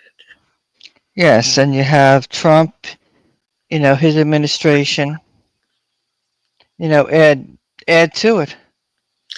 They all have psychological problems in Israel. They can't accept the reality. They've been trapped by their own prejudices and hatreds, and they cannot move into another future. But they have to, because the road they've taken, it's more and more clear, given the missile power, of Iran, and also of the other resistance forces, the Houthis, Hezbollah. If the Israelis persist, then Israel is going to be destroyed, and its society will not be viable. It's only a matter of time before the Iranians start to attack the Israeli settlements in the West Bank.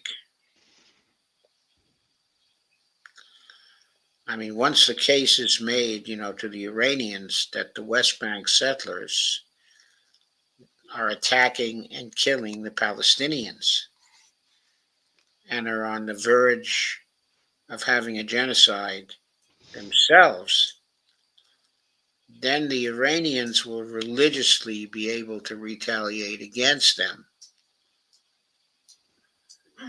on behalf of the Palestinians who live in the West Bank. And the result of that will be that those missiles, very accurate, the new missiles are extremely accurate. They can be focused only on the settlements in the West Bank. Well, right now what they're doing right now, they're talking about it, wiping out the West Bank. That's the plan. They're pushing for, they want to continue on with Iran and then move into Egypt. They're just very ambitious. They're talking. They may be talking about it, but they don't have the resources. As we saw, 40% of Tel Aviv is destroyed. Where are they going to get the economic strength to pursue these wars?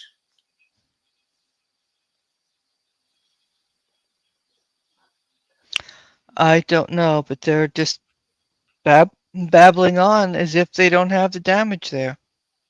They're babbling on. That's exactly correct. They're babbling on. They've gone insane. Yes, and I saw this video that was showing that some of the people that they're bringing into the military are, people with mental disabilities. And I'm like, how sad is that? I mean, it seems to me they already have people with mental disabilities in the military. Well, yeah, but these people, are, basically mentally, handicapped in different areas. Yeah, well, so the other people are indoctrinated. yeah, I they're mean, they're indoctrinated, but they're also mentally handicapped by their hatred. Right. I mean, what kind of sense, did it make to start to torture the Palestinians in those camps? No, it makes no sense at all. And then the religious groups they're pushing for more of the religious groups to go in, and they don't want to go in. No, they don't want to be killed, so they're not going to go in. So where are the Israelis going to get people? How are they going to keep the war going? I don't think they can keep the war going.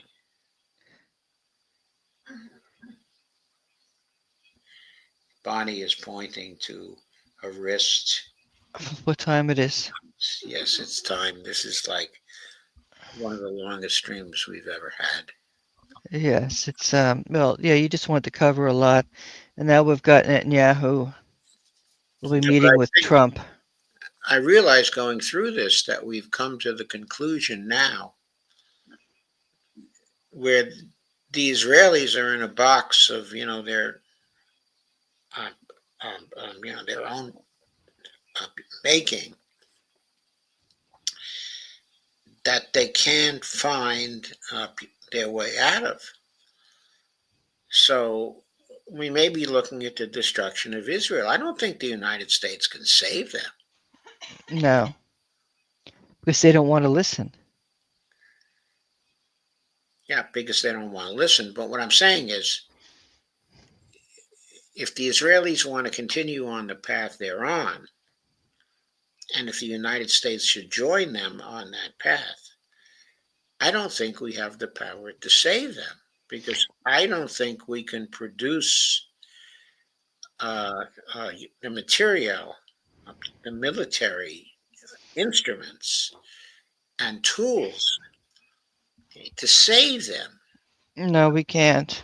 I mean, we can't do it if the Iranians, all through this period, are continuing to destroy the military backbone of Israel. I mean, most of what the Iranians have been aiming at thus far are military targets or infrastructure targets or economic targets that are essential for life, in Israel. And they've destroyed a lot of that. If that goes on for another 2 or 3 weeks, how are people going to be able to live in Israel? I mean, where are they going to get food from? Where are they going to get medicines they need from? I mean, where are they going to get the basics of life? Hospitals have been destroyed. And you know who else we haven't heard from? We haven't heard anything from Daniela Weiss. No, we haven't heard anything from Daniela for a while. Yeah. Yeah. Her and her boat tours around Gaza. We haven't heard anything. Yeah, I think that is a blessing. Yes. That is a blessing. We have a blessing. Okay, but I've really come to believe from going through all this information that Israel is in a box right now, and that its only option for survival is to make a settlement with the Palestinians, and with the Muslim states that surround them, including the Shiite powers. I mean, there has to be peace, and they have to give in to international law.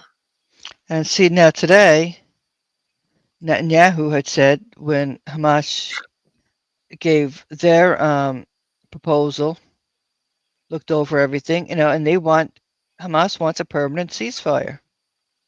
And Israel, Netanyahu says he won't go along with it.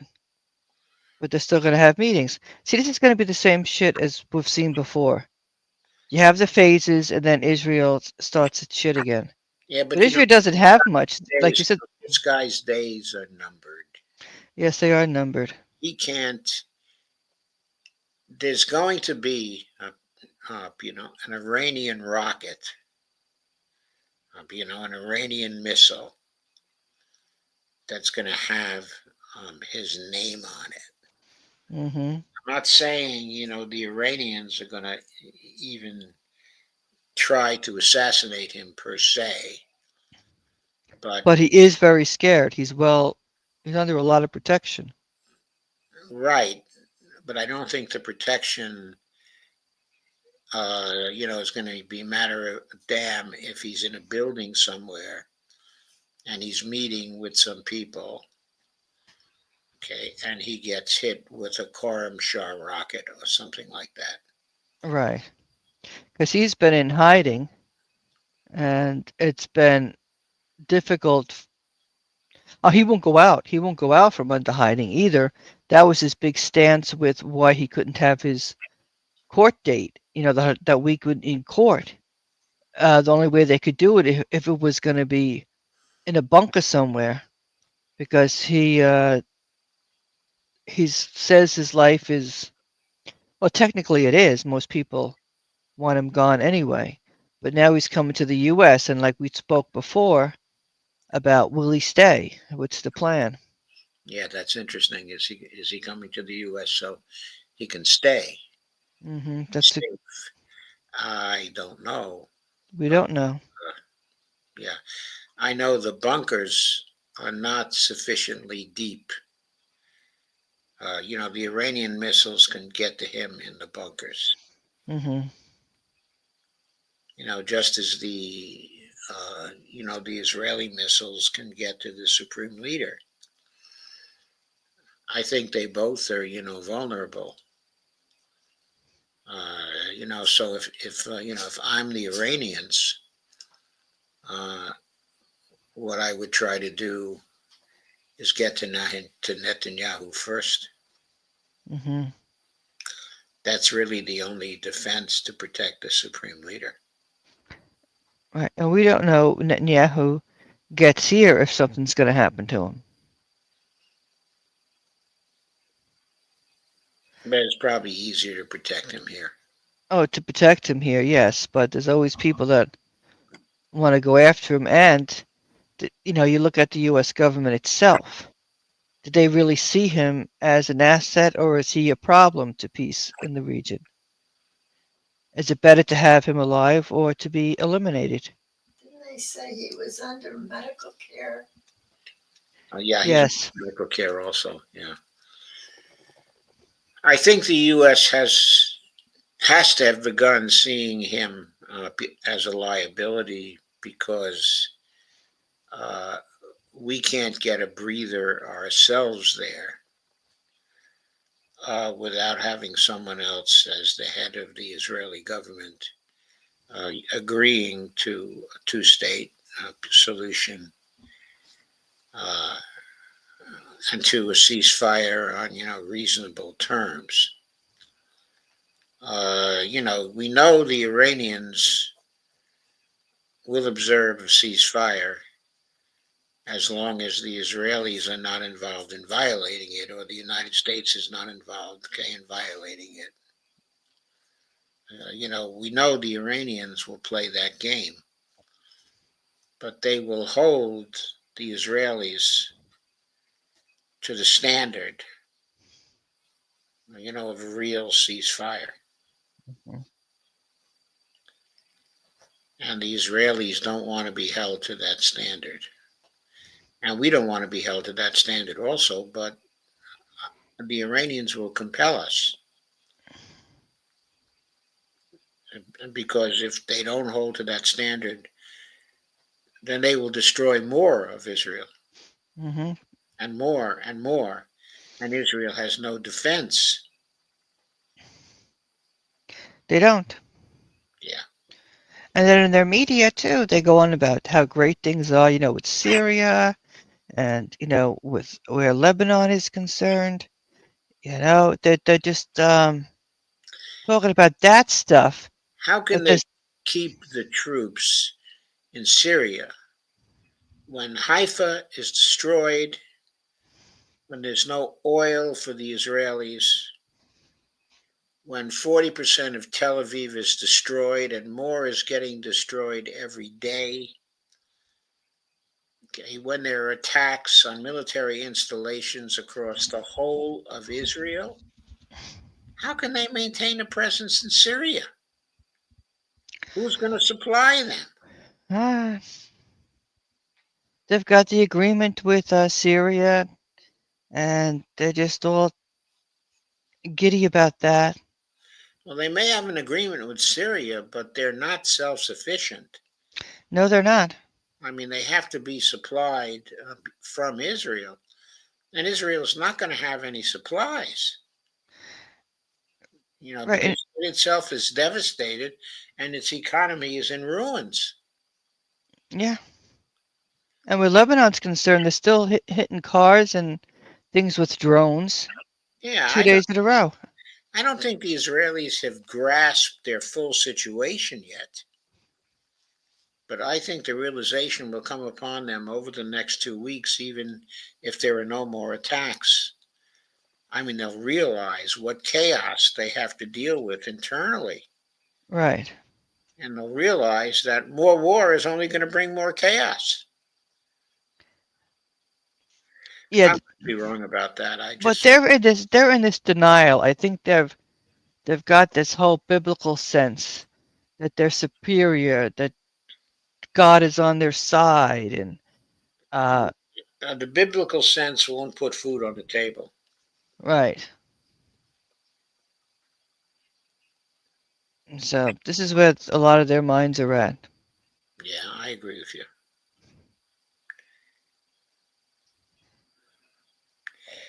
I think it's time to say goodnight. I think so too. So Good night, Bonnie. Thank you, Dee. Yes. I thought so too. Thank you, Joe. I'm so tired myself. Yes, it was a very good show. Okay, thank you. Yeah, I think we got to the nitty gritty on this one. Yes, because next week is going to be a whole other game. You know, the drama continues. Yeah, the drama continues. We'll see how the Israelis adjust to this. Denial. Well, they're still trying to sell. That you see them on YouTube and where else? On TikTok with the videos trying to sell that it's not what people are seeing. Well, of course, the propaganda operation will continue to operate. But, okay, I think time is against them. Mm-hmm. As time goes by, the stories of the real damage inflicted in Israel are going to come out. I don't think the state has the forces to continue to repress it. Right. It's already cracking because we're seeing it in different places. Yeah, and once the truth comes out, the remaining Israeli population is going to be horrified and they're going to be totally angry at this regime. Oh, definitely. I think that's where you're going to see the regime change in Israel, not in Iran. Oh, definitely. It's just a mess. It's a mess, and it all goes back to this. What is it? The Kahanist and all of those people. Really, people that were considered the fringe. They've ruined Israel. Yeah. They really have. By getting into power, they have ruined it. Mm-hmm. Okay, and their instrument was Netanyahu. He's been dominating Israeli politics since before the turn of the century, and he has been a disaster. Oh, he has been, and he's so manipulative. You know, that salesman and manipulative. He just sold every administration here. You know, he knows how to manipulate to get his way. I know. Okay, I'll let you go. Okay, I'll let you go too. Okay, good night. Okay. Good night, Bonnie. Good night. Okay. So I'm going to end the stream now.